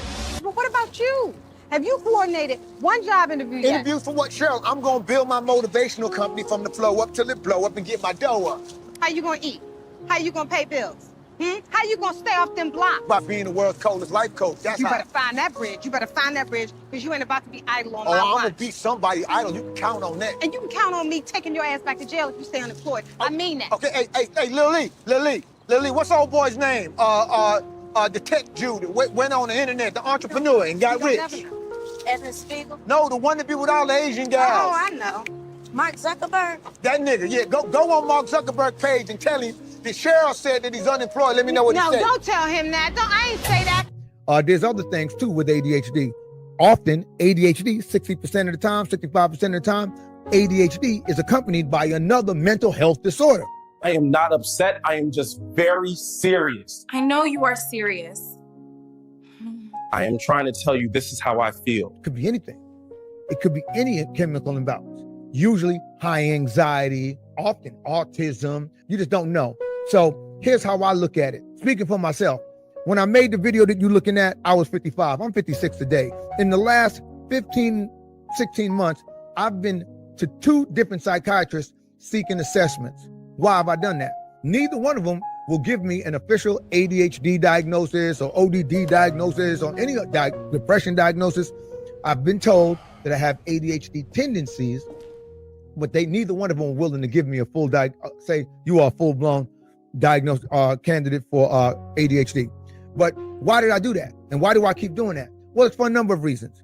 One, our mental health changes, this ebbs and flows according to the level of stress that we're enduring. And as I've been building my business and dealing with the challenges that come with that, I've had some ups and downs where I want to get checked up. But the other part is to be a better businessman, to be a better partner, to be a better friend, to be a better father. I want to know what my tendencies are. I want to know what my chemical imbalances may or may not be. And if I can figure that out, well, the beauty is I can now align myself with people, align myself with the team, align myself with knowledge that helps me play into my strengths, right? And as I allow others to help me with my weaknesses, as I am able to acknowledge my weaknesses, even if it's something as simple as volatility, even if I just get an attitude or wake up grumpy or whatever, I don't want the person I'm with to feel like it's their fault because I'm in a bad mood. I was in that situation where I'd wake up with a woman and she'd just take her aggression and anger out on everybody in the house. We'd be walking on eggshells and not even knowing what was wrong. It took us 8 years to realize she was just undiagnosed with some real buzz. So that being said, it's important for you to be able to take responsibility of your mental health, of the condition of your mental health, but also so that you can be a better businessman and whatever it is you aspire to. Bars. This is the most viewed part of the video. I definitely got to get you to react to this part. Tip number 5 I wish I got when I was young is that sugar is the devil. Bread, rice, pasta, all sugar. Basically, the consumption of anything white with the exception of cauliflower, garlic, and white women should be minimized. Even fruit juices is just sugar. And sugar will age you prematurely, compromise your liver, and the domino effect of that is it will weaken your reproductive organs. Have your boner looking like Limp the Simp. Sugar is the devil. You cut me real deep right there in Shrek. Yeah, well, look, dog.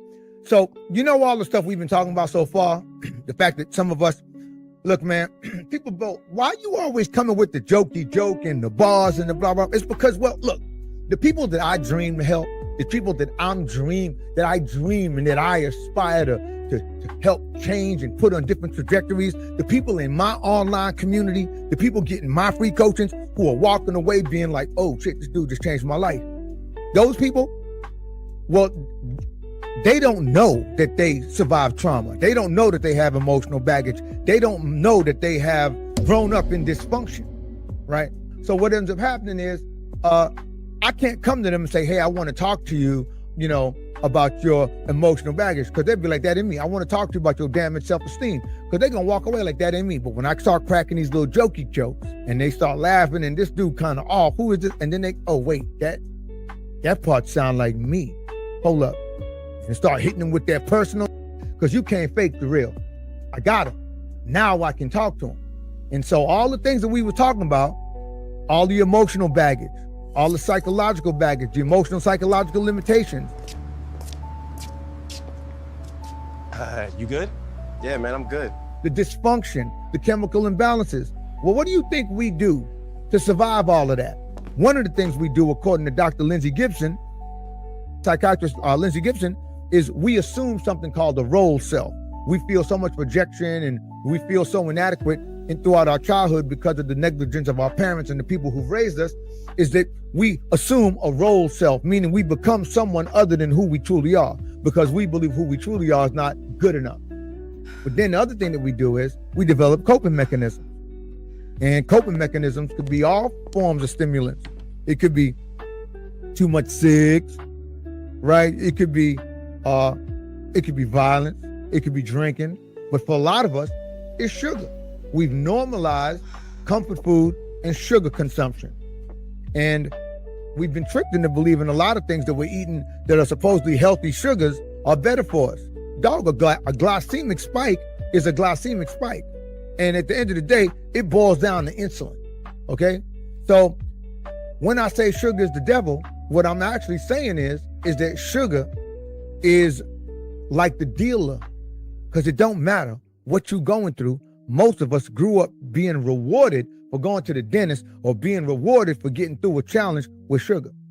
So we are conditioned to believe that sugar is somehow or the other this treat, when in fact it's a poison. So when people say they can't get out of bed, when people say that they keep procrastinating, when people saying they don't know why they keep giving up on themselves, or they just don't know why they doubt themselves so much. Well, one of the reasons that a lot of us feel stuck is not because of the fact that we are incapable, but it's because we are sometimes overloaded and overwhelmed. We've exceeded our capacity. And let me tell you something, eating a bunch of sugar don't help. You ain't lazy, dog. A lot of times you just addicted to poison bugs. And so when I say sugar is the devil, that's exactly what I mean. And people don't know that bread is sugar, rice is sugar, pasta converts to sugar. The minute you masticate shit, the minute it hit your liver, you basically it's sugar. And it's not saying that you don't eat none of it, but what we've normalized versus what I saw a brother the other day. This dude had the flapjacks with the maple syrup on top of it. Then he had some kind of peach syrup on top of that. And then I looked at him and he had the orange juice with it. And I'm like, and he think he eating healthy. He think he made the healthy choice getting the orange juice. Where we bought into all those narratives. We bought into all them propagandist narratives. And as a result, we're killing ourselves even faster. Because a lot of us have experienced early childhood adversity. If you ever looked at the ACEs study, you could get more information on that. And so what ends up happening is the trauma that we've experienced, the coping mechanisms we develop, often fall in the category of food.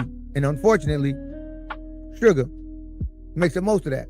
So you sitting there consuming sugar throughout the day, not knowing every time you give yourself that glycemic spike, your digestive system is shutting down. And so the sugar ends up floating around in your bloodstream and attaching itself to the outer cellular walls, gradually leaching onto your cells and leaching the elasticity out of your cells. And that's how we age prematurely. And that's why dudes be 31, 41 years old and got rubber wood. That's why they can't, they ain't juking like kings no more. Well, it's sugar. The burden it puts on your liver, not knowing that your reproductive organs are heavily dependent upon your liver. The burden it puts on your pancreas. So look, dog, all I'm saying is, If you can cut your sugar consumption by 80%, first of all, you're gonna have crazy withdrawal because you don't even realize how much sugar you eat. Ask a brother, he's like, I eat pretty healthy. Log your food. Let me see you write down what you put in your mouth all day, every day. See how healthy it look on paper. Pause. Crack myself up. That's all sugar is crack. Yeah, bars. That's right. That's what's up. Okay, and I'm so glad you got to that last point. I'm not sure, but if I had to guess, I think that's what probably resonated with a lot of brothers my age. As soon as I heard that part, I was like, I'm probably gonna have to slow down on that sugar. And not even sugar, because I consider myself to be a healthy person. But when you started going down the list, I was like, bread, pasta, Also, and we having it all in one meal. Eating bread, rice, and pasta in the same meal. Eating bread, rice, pasta in the same meal. Wonder why they only 2 times a week. Well, dog, you shutting your digestive system down every time you stuff your body with that. You heard me? Bars. Okay. People don't even realize when they eat like that, they just letting their comfort rob them of their come up. Bars. You heard?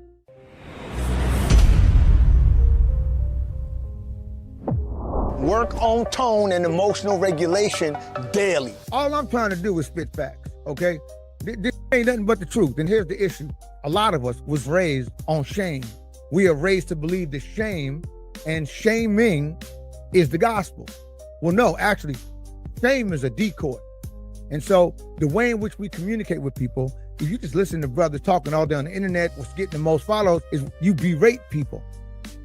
You berate your wait at the restaurant, you berate your relatives, you berate your kids, instilling more shame. You open your mouth in that tone, that lets me know that that's where you come from. That's how you were raised. That's how you feel inside. I got a video that just dropped today, and it said there's nothing to fix. And the point that the video was making is, a lot of us walking around thinking like we got to get our minds right. We got to fix ourselves so that we can have great things. We got to fix ourselves so that we can have the life we want. We got to fix ourselves so that we can have the relationship that we want. In my online community, we talk about this all the time. 1, you ain't broken. And 2, fixing yourself, there's no such thing. I need to get my life in order before I start back dating. It's like you got to fix yourself before you present yourself to the world. It's the craziest I've ever heard. 1, that often leads to more isolation. 2, well, how the hell you gonna fix yourself for a relationship? You fix yourself through the relationship. Pause, okay? And then the other thing is, this concept of shame, this concept of berating is because your self-esteem is low. And as a result, the only sense of empowerment you have is when you tell somebody off. That's the greatest moment of your life, is berating someone, telling someone off, venting. And the truth is, in most instances, you end up saying you can't take back. I cannot believe I just said that. I am so done. You end up saying that people hang over your head forever because nobody wants to see you evolve and change. So as a result, you become the label of the things you say. So what I've learned through my experience is that quite often, if I'm able to regulate my emotions, keep myself at an even keel, it's not that I was more evolved than anybody else.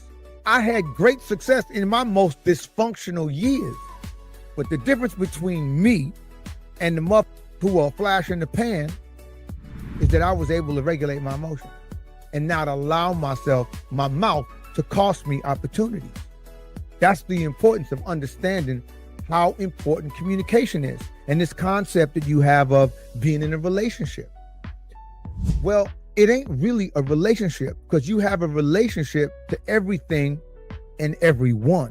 So what that means is you are directly or indirectly related to the trees in your yard. You have a relationship with the mailman, the neighbor. You have a relationship with the motherfucker at the bodega. You have a relationship with the people who teach your kids. What you are talking about is a communicationship, because ultimately that's how closeness is formed. And so a lot of people are wondering why their relationships feel so transactional, why I feel like they just hired a hoe. Well, it's because of the fact that you don't know how to utilize communication to create a bond. So I'm gonna give you a prime example.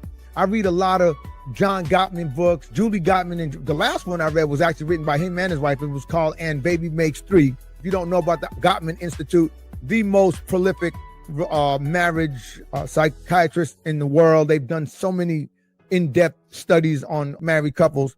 And what I found that stood out to me by the time I got through a bunch of their books over the years is that the thing that really stood out was something called the story behind your stance, right? So what that means is, I give you a prime example. One time me and my lady was boning, and then she wanted to stop because she said it was hurting. We stopped for a second, and then I guess I kind of got turned off by the fact that she wanted to quit. So, and don't get me wrong, I empathize, I understand. It's a lot of, you know what I'm saying? I get that, but still, you know, I was getting my flow. And so what she wanted to do was, you know, talk a little bit. And so I just turned my back and I was like, this can't be it. And dog, I turned my back on her. She jumped out the bed, came around to the other side of the bed, huffing and puffing like she wanted to fight me. And I was like, oh, she tripping. And then she said, well, I ain't signed up for no rainbow. And I was like, what she said? What? Oh, I snapped. I said, well, if you don't like the rainbow, why you swallowing the Lucky Charms, right? We went off. Dog, we didn't talk for days. The only reason we ended up talking is because, as per usual in Broward County, the power went out and she was scared as shit. So while we sitting there together in the dark, we kind of just started talking things out. Did you pay the bill this month? And she was able to tell me what John Gottman calls the story behind her stance. And she explained to me that when she was about 15, she started dating this guy who was like 17, and her dad found out, and he turned his back on her. And then shortly after, he left and never came back. And she always blamed herself for that. So when I turned my back on her and said, this can't be it, it was like the ultimate rejection. And she realized that I had really triggered some from her past. She already reached out to a therapist, and she said she don't want to spend her life blaming me for some shit that her father did, and that she was sorry, that she was going to work on it. And I had to come clean. I had to tell her, you know, my really curved kind of weird. And even ever since like junior high school, when we were playing PE and then take showers, people would always make fun of the way my looked because it kind of curved back. It looked like a bow and arrow with vitiligo. You hear me? And so I just stopped taking showers after PE altogether. And then everybody started calling me stinky like that. But I told her, I said, I realized that I wasn't really fighting with her that night. I was actually fighting with them kids in junior high that used to be to me and make fun of me even in the hallways. And so through that experience, we both got to share the story behind our stances, right? So the stance of, you can't turn your back on me, her stance, she gave me what we call at the therapy center, historical and psychological context for why she felt so strongly about something. And I was then able to give her the historical and psychological context behind why I felt so strongly about something. What do you think happened when she told me her story? She tapped into my masculine spirit, dog. Now I wanted to protect her from that. Now our behavior, especially knowing that she was going to be responsible and get therapy around it and try to talk it out even with her dad. Yo, I want to protect her from ever having that feeling. You heard me? And so what do you think happened when I told her that? Dog, I tapped into her nurturing feminine spirit, and she wanted to protect me from ever having to relive that label again, relive that shame again. Matter of fact, she opened up like another 2-3 inches of I didn't even know was there. Boss. So what I've learned and what I've gathered from reading these books from the Gottman Institute is that the communication is really where the bond between you and your significant other occurs.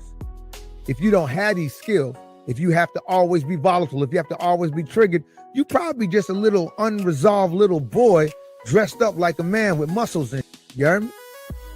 So the quality of your relationship really is in direct relation to the quality of your communication, boss.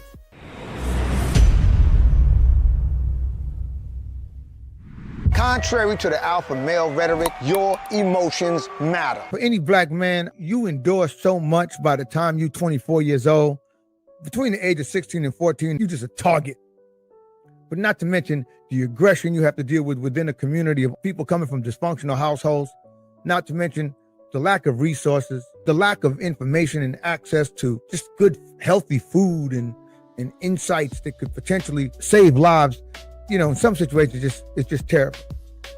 And so when a child grows up economically challenged, the child's emotional needs are going to get eclipsed by economic needs, okay? But if you have parents who grew up in a similar situation and you have their parents who are also descendants of that, well, then it becomes part of the culture. It becomes part of the culture to be hard. It becomes part of the culture to not show your emotion, not be vulnerable. It becomes part of the culture to do none of those things because there's no space for it. We focus on staying alive. We ain't got time to talk about our feelings.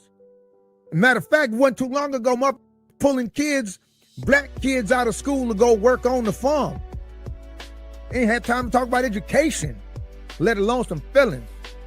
And we talk about this in my online community all the time, is that when you become emotionally inept, when you are emotionally detached from your own emotion, you don't know how to prioritize boundaries.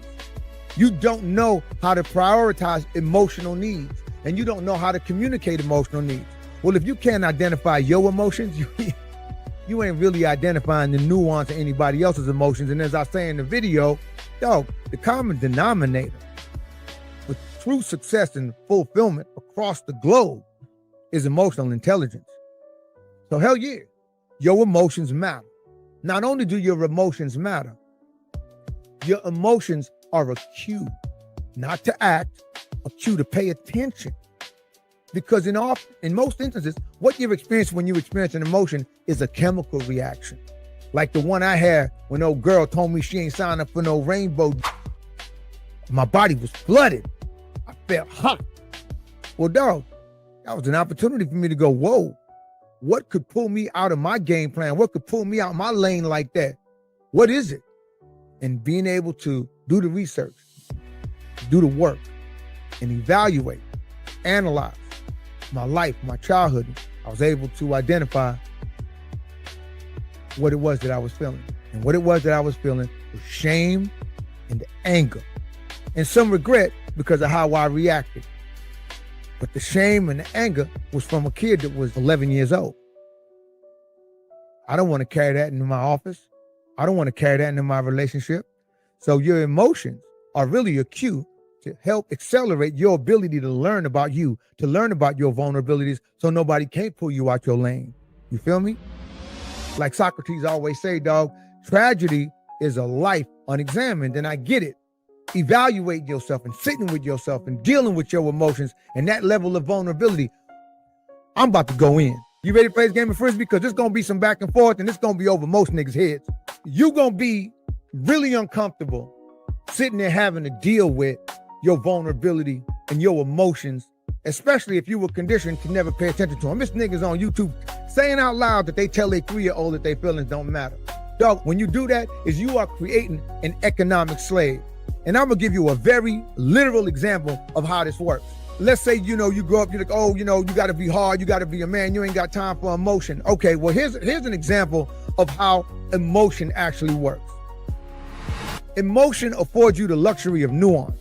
If you are able to identify your emotions, if you are able to go, damn, I'm feeling a kind of way, and you realize you were triggered by something, well, that gives you the opportunity to now resolve that trigger.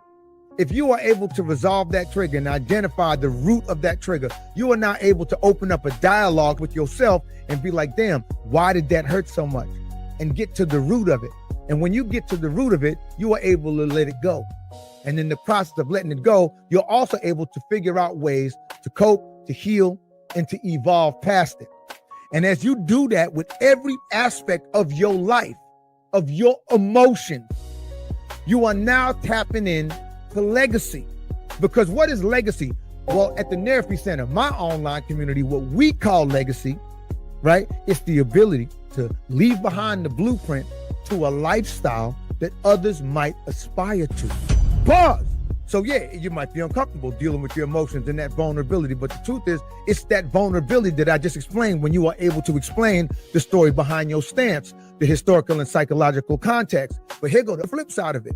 Most people gonna suffer their whole life because they wasn't willing to suffer through a few uncomfortable moments. But if you are able to allow yourself to feel and experience your emotions, and identify the root of your emotions and your triggers.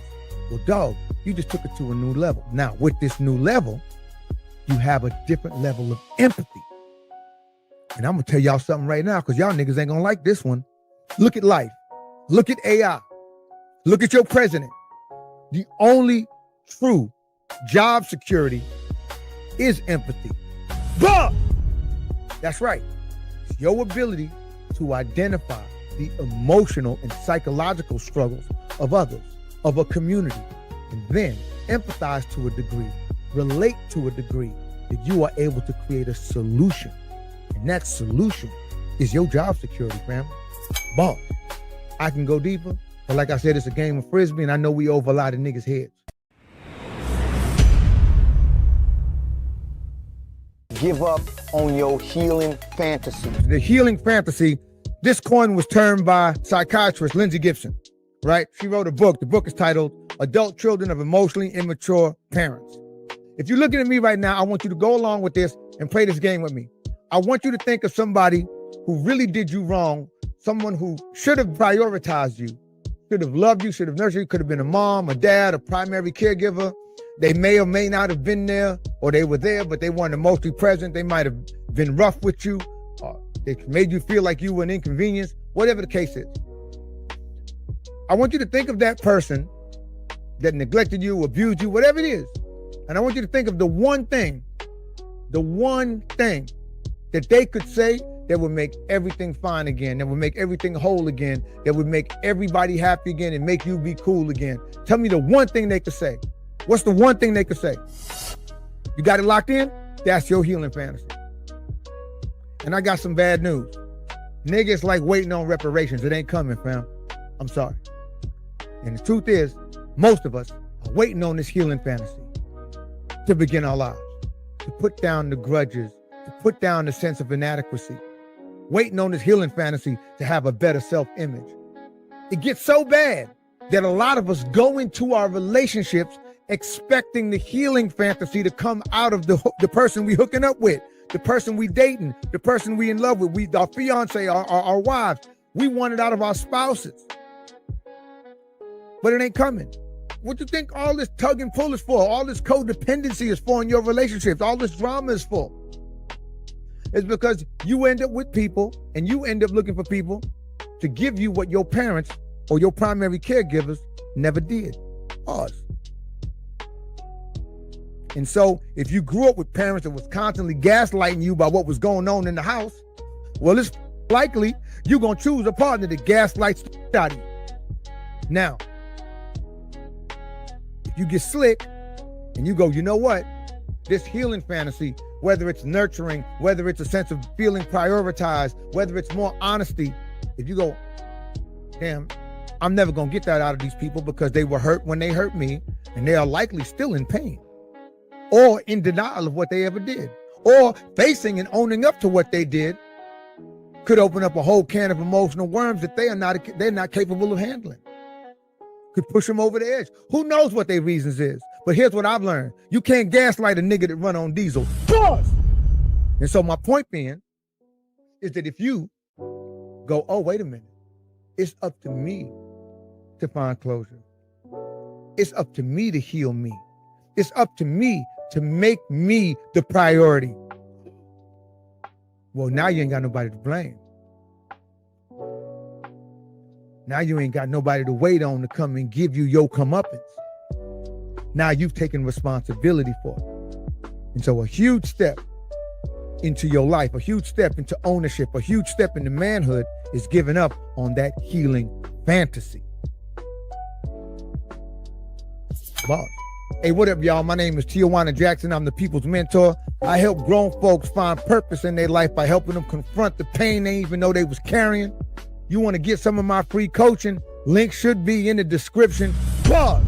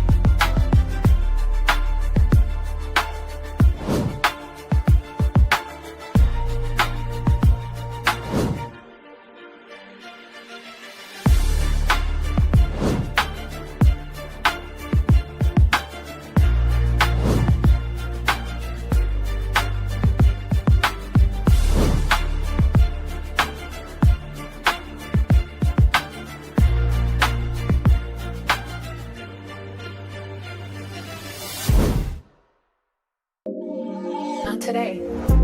Don't be that person in the gym messing it up for everybody. Keep it fresh and clean, or else I'm gonna point you out with this shirt. Click the link in the description or scan the code now.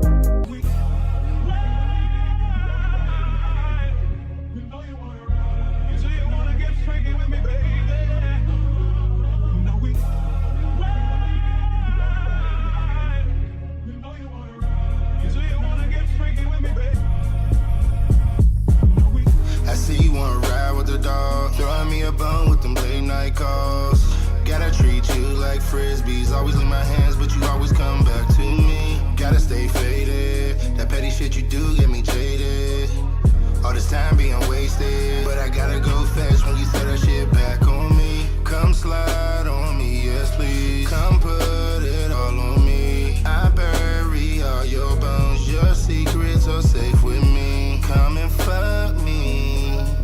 Come and fuck me like that. I like that. Losing all control. Something I can't help. It's the dog in me. Roaming off the leash. Howling at the moon. Don't hurt me too soon. Bite your hand too soon. I'll bite your hand too soon. Do you wanna ride with me? Oh. Do you wanna ride with me? Make it nasty. I need you now. Treat that dog right. I pound it all night. Don't tell me you care for me. Just bring that cat here for me. Don't go switch up on me. Doggy style off the chain. Beast mode, I show my fame. Oh, come slide on me, yes please. Come put it all on me. Your secrets are safe with me. Come and fuck me. Come and fuck me like that. I like that. Losing all control. Something I can't help. It's the dog in me. Roaming off the leash. Howling at the moon. Don't hurt me too soon. Bite your hand too soon. I'll bite your hand too soon. Do you wanna ride with me?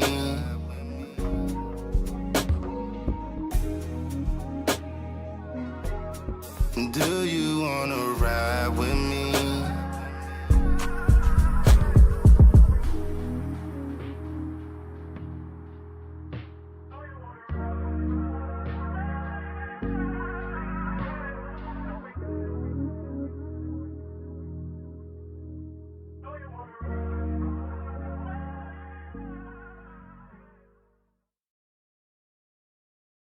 Do you have friends from New York, but you can't stand their attitude? I'm just saying, if the slice ain't folded, it ain't real pizza, feel me? Ask your doctor about New Yormal. Just saying, if you ain't had a bacon, egg, and cheese from the corner, you don't even know breakfast. Ask your doctor about New Yormal. Clinically proven to dial down the extra. Now I feel normal. Side effects may include no more Timberland boots, no more Carhartt vests, no more backward fitted caps, reduced audio volume, and a sudden urge to tuck in your shirt.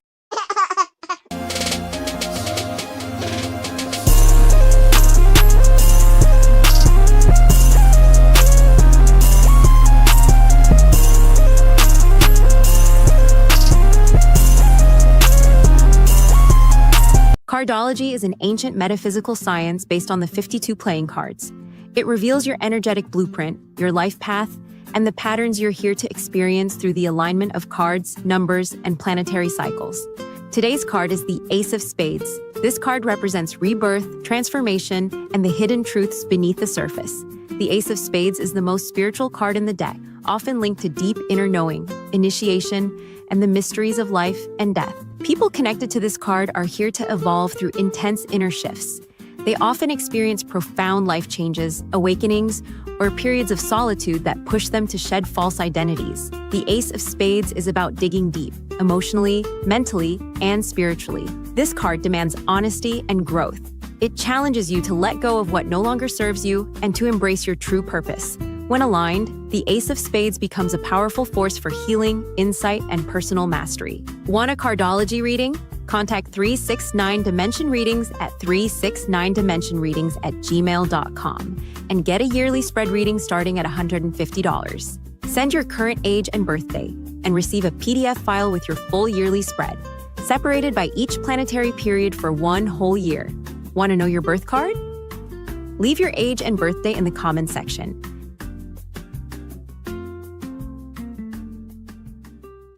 Cardology is an ancient metaphysical science based on the 52 playing cards. It reveals your energetic blueprint, your life path, and the patterns you're here to experience through the alignment of cards, numbers, and planetary cycles. Today's card is the Ace of Hearts. This card represents the desire for love, emotional excitement, or new beginnings in relationships. The Ace of Hearts energy is about pure emotional initiation, like the feeling of falling in love, discovering passion, or seeking connection. It can also reflect self-love, or someone who needs to learn to love from within before seeking it outside. People connected to the Ace of Hearts often experience intense emotions and carry a youthful, romantic energy, but they must learn to balance their desires with emotional maturity. Want a cardology reading? Contact 369 Dimension Readings at 369dimensionreadings@gmail.com and get a yearly spread reading starting at $150. Send your current age and birthday and receive a PDF file with your full yearly spread, separated by each planetary period for 1 whole year. Want to know your birth card? Leave your age and birthday in the comments section.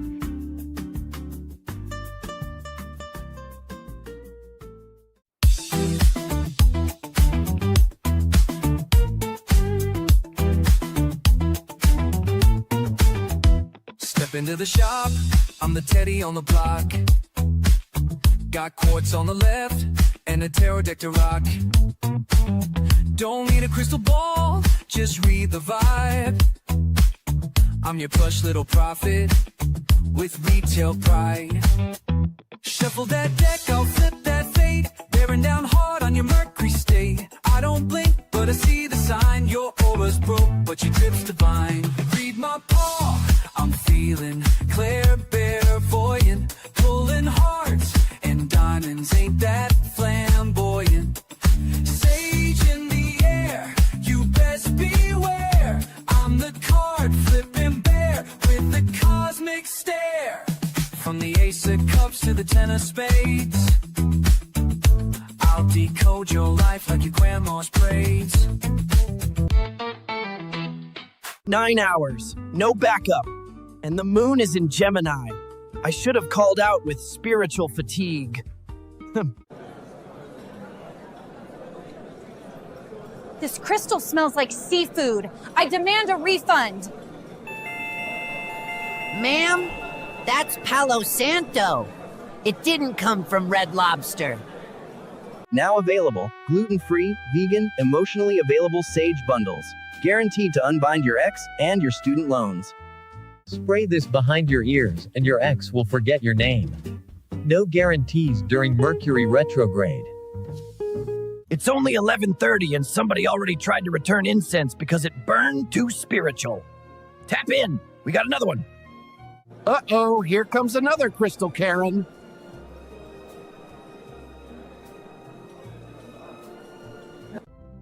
Hi, welcome in. Let me know if you need a therapist and a refund policy. Great! I just scattered 3 love spells and a protection grid. Guess I'm single and cursed now. They scheduled me alone on a full moon sale. If I disappear, check the salt line behind the register. 1, 2, 6 unsold Mercury retrograde journals. Can't fix your life in print, babe. She asked if the chakra spray works on her cat's attitude. Y'all, I clocked out mentally 10 minutes ago. If anyone asks, I'm meditating. If the manager walks in, I'm channeling the ancestors. Y'all, we got Sage bundles on sale that come with a free guilt trip and minor psychic upgrades. No receipt required. If y'all keep arguing about Libras, we're all getting fired. Sign up for our loyalty loop. 10 spiritual breakdowns, and your next aura cleanse is free. Energy's not refundable, though. With this flame, I release the memory of every awkward customer today. May tomorrow be less cursed. To your left, healing crystals. To your right, emotional damage with labels. Welcome to 369. Inner peace sold out again. But nobody touched accountability. Go figure. Someone just pulled the tower card and now they crying in the break room.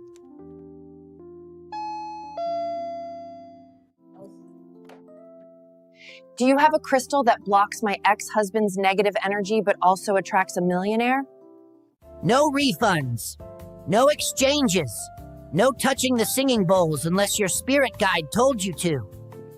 She tried to pay with a tarot deck and store credit from Mercury retrograde. I told her, go manifest a debit card. Don't forget to cop the drip, y'all. Bear magic hits different. Like, comment, or send snacks. I'm down a chakra in 2 hours of PTO. Are you into tarot, astrology, and cardology? Check out @369 Dimension Readings for all the insights you need. If you're looking for some deep spiritual readings, head over to @369 Dimension Readings on YouTube. Subscribe for your next revelation. But I wasn't asleep, and I immediately, I wrote it down so I wouldn't forget, but I didn't forget, and I was awake. I can't explain it though, but I wasn't asleep.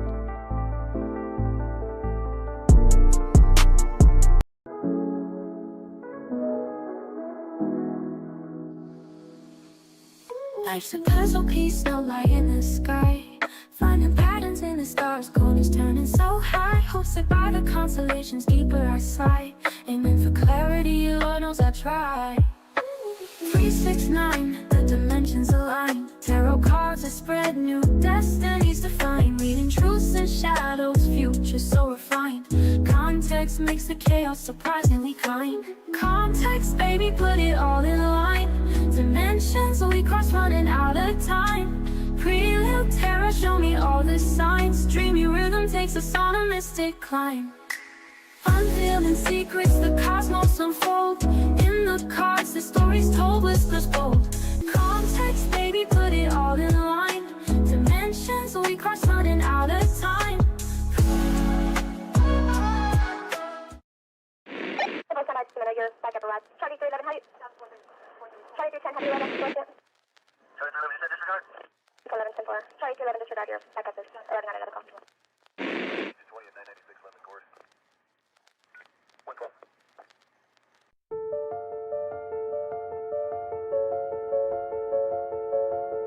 Souls cannot be destroyed, only transformed. Do we live forever? So there's different types of ghosts. And so there's a list, there's many lists of all the different kinds. Let me go back to the most common ones. Are vengeful, friendly, poltergeist, funnel, shades, and revenants. What does that mean? It says, these spirits or animated corpses are thought to have been revived from death to haunt the living. The word revenant comes from the Old French word, which means a returning. Then there's shades. So the shades are often portrayed. These are the ones that we've seen in the movie. Are often portrayed as corporeal and sometimes still bleeding, and inhabited a world between the living and the dead. They were considered dangerous and taboo and have been thought to pose a threat to the living. They're funnel ghosts. Those are known as vortices, and they are often spotted in homes or old buildings, and they're often associated with cold spots. And they usually take the shape of a swirling funnel. Maybe that's what you saw. Didn't you saw something that looked like it was smoke? Yeah. So that might have been a funnel ghost. So vengeful ghosts are at the top. They are believed to have died violently or unjustly. These are the ghosts that seek revenge on the living. Then there are friendly ghosts, i.e. Casper. It doesn't say that. I added the Casper, but Casper. They're thought to be helpful and benevolent. So the friendly ghosts are thought to be helpful and benevolent, and they offer guidance and protection to the living. Then there are poltergeists. These are the ones that are thought to be responsible for like moving objects and stuff around. It says physical disturbances and loud noises and shit. Which, yes, I already know. Don't come over here with that. I haven't seen any like with my eyes. Like I only like can feel them and like see them, but not with my eyes. I've never seen like a swirl or a smoke or anything like you said. If you look at certain cultures, they were always taught to talk to ghosts. Like, that they're around. There was nothing ever to fear. There was no such thing as like demons or bad people. Everybody didn't grow up being afraid of ghosts. It was like a part of life. So that's why I rather get experiences, like actual stories, because that will let you compile the information clearer versus than. So you're wanting to experience this? I mean, I have. And is what you say. Oh, okay. How was that?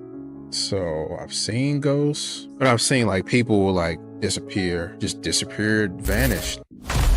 1992. Just another summer night until he saw it.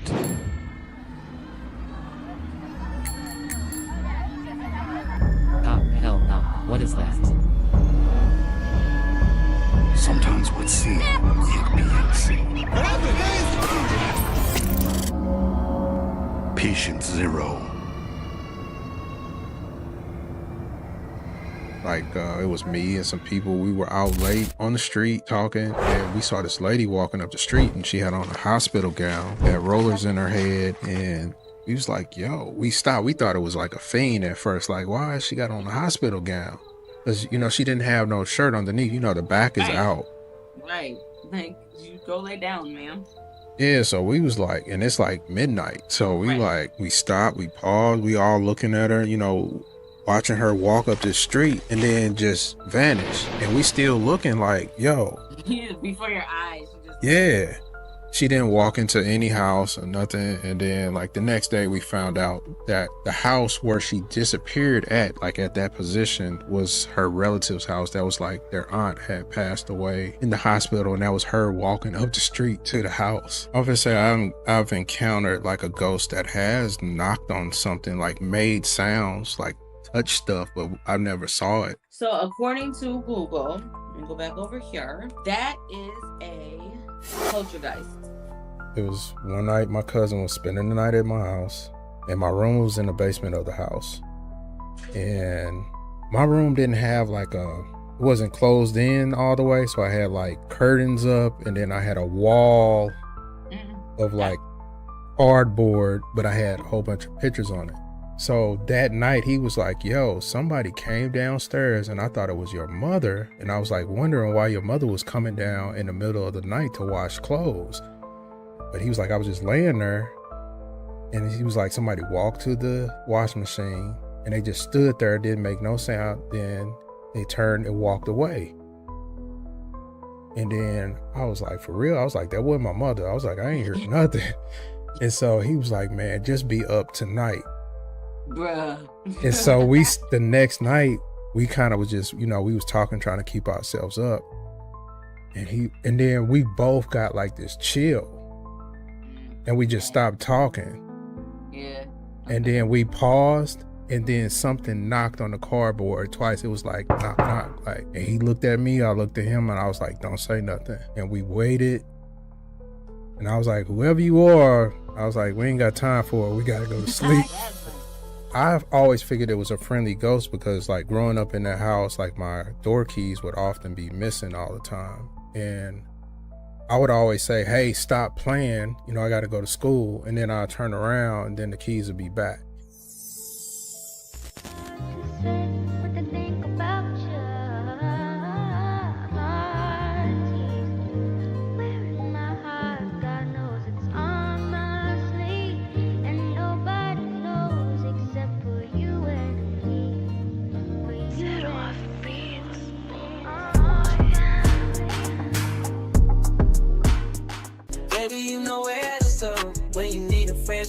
want the head to slow. Fly Factory Barber Lounge is the place to be. In Lawrenceville, GA, where you feel so free. So give them a call or just stop by.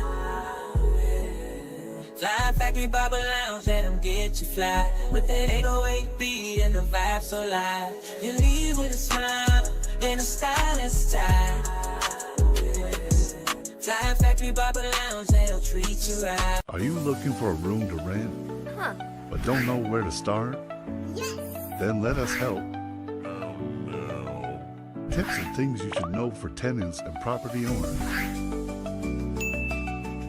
Join us now as we help you on your roommate journey. Professional Roomies.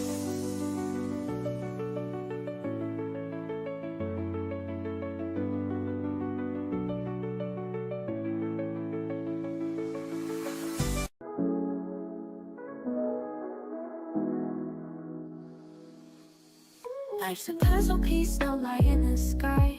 Finding patterns in the stars, corners turning so high. Hosted by the constellations, deeper I slide. Aiming for clarity, Lord knows I try.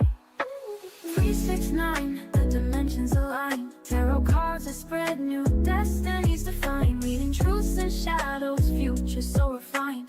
Context makes the chaos surprisingly kind. Context, baby, put it all in line. Dimensions we cross, running out of time. Prelude terror, show me all the signs. Dreamy rhythm takes us on a mystic climb. Unveiling secrets, the cosmos unfold. In the cards, the stories told, whispers bold. Context, baby, put it all in line. Dimensions we cross, running out of time.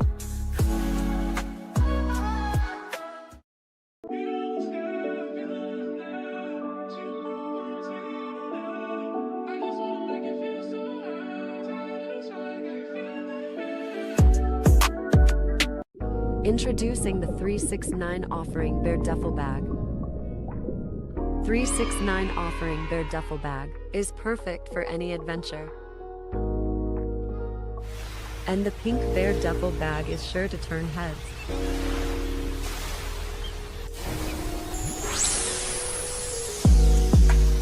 Catch the wave. Yo, you sure you got me? I can't pull up to school looking goofy. Dude, I'm a barber, not a plastic surgeon. Fly Factory got you covered, my guy. We don't just cut hair, we boost confidence.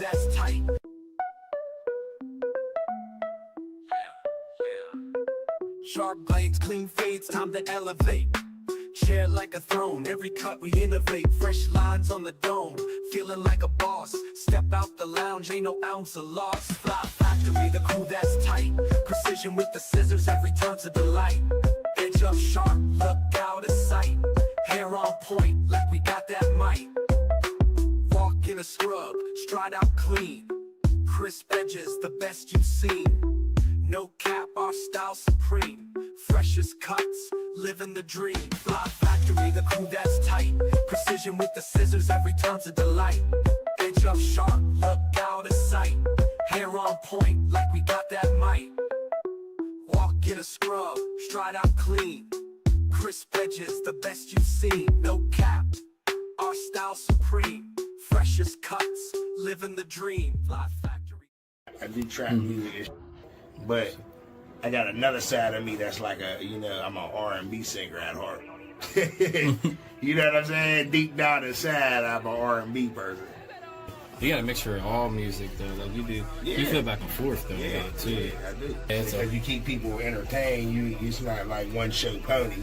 But I met a couple years, a lot of my, and they were like, "Yo, fam," I'm like, I don't know too many people that got so many different flows than you do. Like you got different flows, like you don't flow the same. Every bar was definitely smacking. That's money on my mind right there. Well, I don't know which one you're talking about though. It was like not the 4 weeks ago. I forgot I mixed this 4 weeks ago, but the last one. What the did I say on there? I said, I ain't trying to hurt nobody.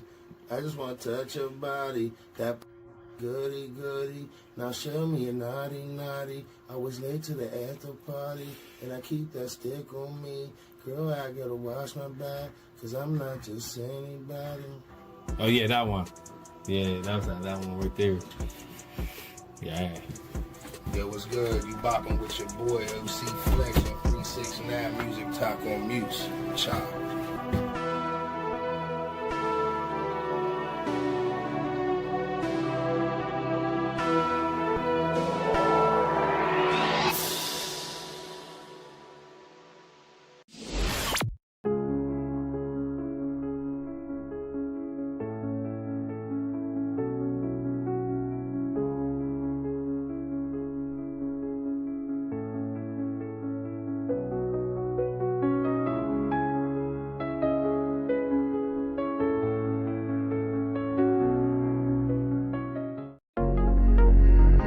Watch Putting Things into Context on YouTube at 369 Dimension Readings.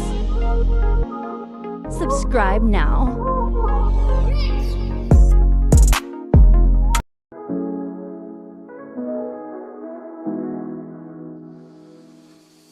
Life's a puzzle piece, no light in the sky.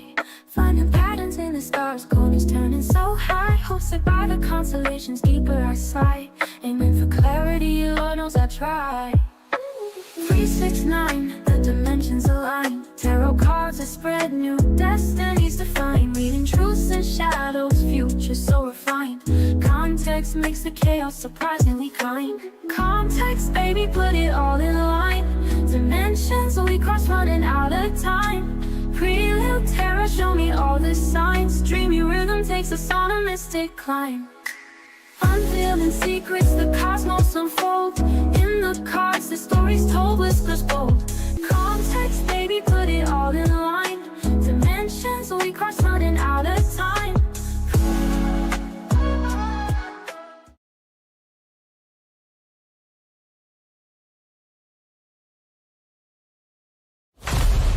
Oh, it go back to that message I sent you. I was like, I got a theory on the astrology chart. What was that? What was the theory? It feels like it's a script, but in order to understand what I'm talking about, you got to watch that movie Westworld. It's like a TV series. But so yeah, I'm gonna have to watch that Westworld. What was that? Is that on HBO? Was that HBO? Yeah.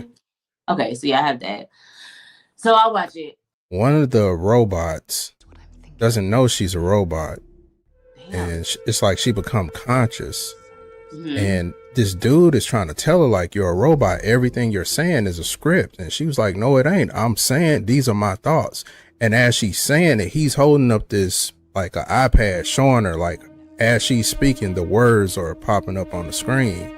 And it's fucking her up, and it made her glitch. I bet it did. That's like... When I looked at my astral chart, I'm just like, that kind of proves my theory, because I believe, like, we project this world. Everything makes sense on purpose. Because I think it changed. I don't think my astral chart state is the same. What do you mean that it changed? Like your birthday changed? Like, what do you mean by that?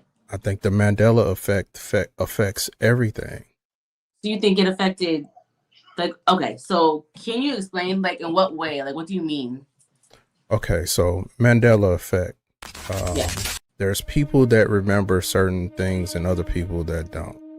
So what is the whole purpose of the Mandela effect? It's almost like it's rewriting or reprogramming whatever simulation that we're in to where it changes things. Just like if I were to go into my computer and change the script for a program for a video game to run a certain way, if I change the character in a game and I want his face to be orange instead of purple, that's changing the script. So it's like we're in this simulation almost where these Mandela effects happen. I think that Mandela effect, not just people are dead and back alive again. I think information changes.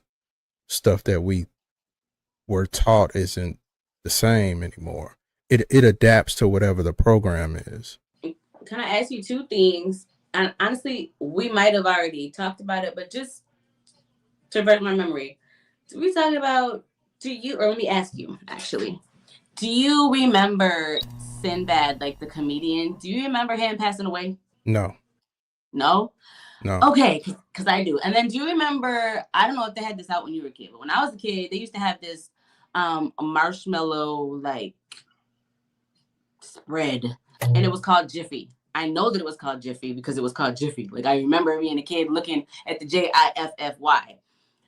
but that's Jif. Do you know what I'm talking about at all? Yeah, because I remember the Jiffy commercials. Okay, so you remember that. And I think I told you about that that space shuttle that exploded. You did. So then let me ask you this. So you think that a program by some other power, the reason why these things are a thing where it's like we can clearly remember the Jiffy, we can clearly remember this, we can clearly remember that, but that's not the case because somebody went in and said backspace, control alt delete, something, and then restart.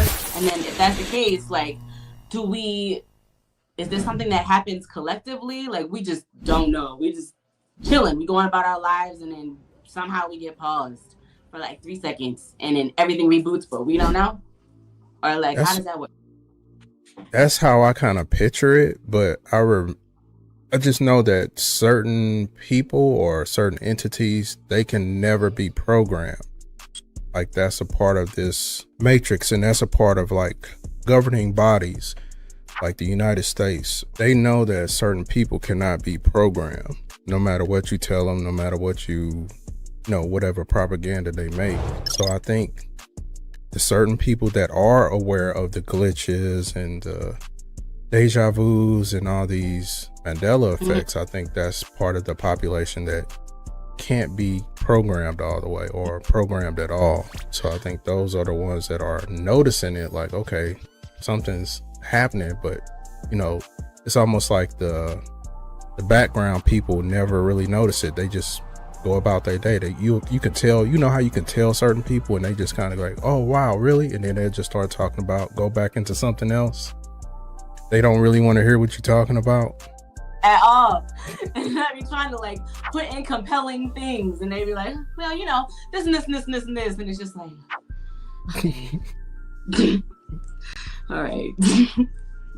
Yes, I do. And it be hurting my feelings. Those people I care about. Like, please. History has been rewritten so many times as far as like this country is concerned, like so many times. So there's that. So I don't know. That's not a rabbit hole that I've gone down very far. So I don't really know why that would be, other than at a very basic level, it's part of a plan. Everything in the Western world is basically studying and suppressing.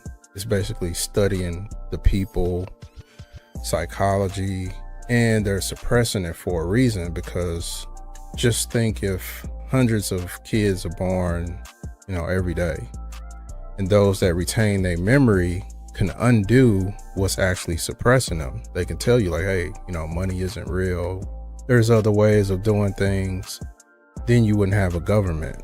So there is some type of opposition suppressing those memories for a reason. That's why they, teach you they make you go to school, start teaching you certain behaviors.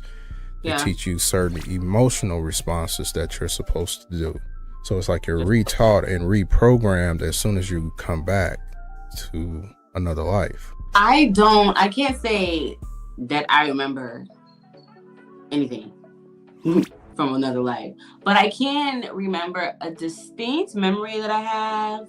I think I might have been I couldn't have been older than 7, just because thinking about where we lived at the time. But I remember having a moment, like looking outside my bedroom window, and I was repeating to myself, like, I'm me. So this is me, like, I'm me. And me at 7 years old having a realization, wait, so this is life, so I'm my own individual person. I guess I just been kind of going along, and I almost want to say it might have been an autopilot thing. And that was at that moment, which is interesting, because now that I think about it, I was that age that's how old I was when I first started seeing the 333. That's interesting.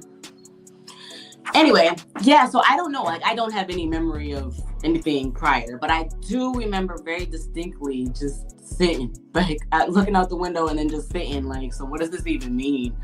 What does this even mean? And then not really being able to articulate that. That's a really interesting memory, but I don't know what triggered it. I don't know. Yeah, there's nothing that I can think of that sticks out other than that day. I feel like I even the same sense.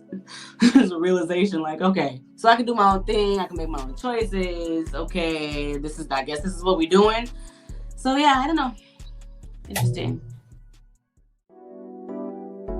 Watch A Pretty Little Tarot now on YouTube at A Pretty Little Tarot 333. For personal reads, email aprettylittletarot333@gmail.com. For video editing, shorts, thumbnails, and business card design, contact 369consult@gmail.com.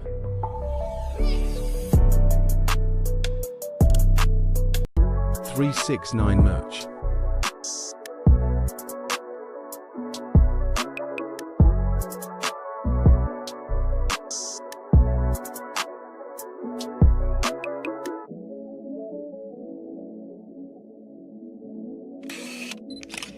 Link in description. Scan QR code now.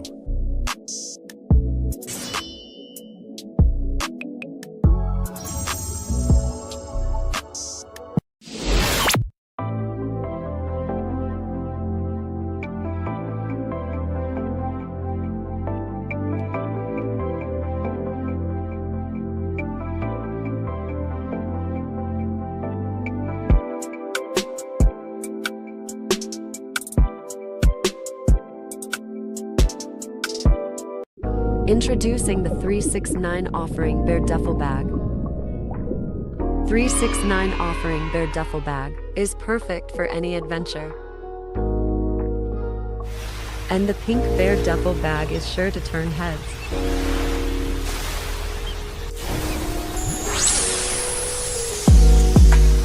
Catch the wave. Fetch me the song.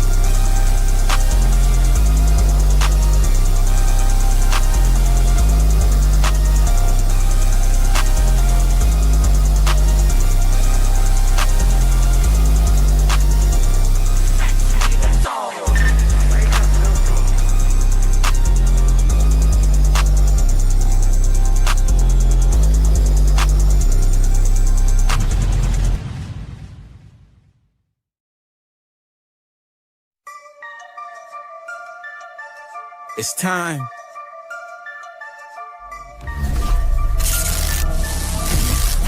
Let's crank it.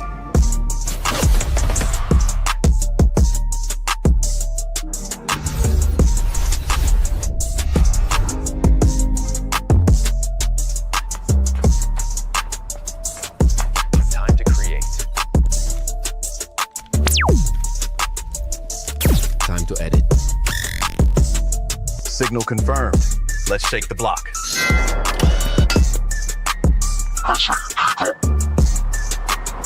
Content blast. Let's go.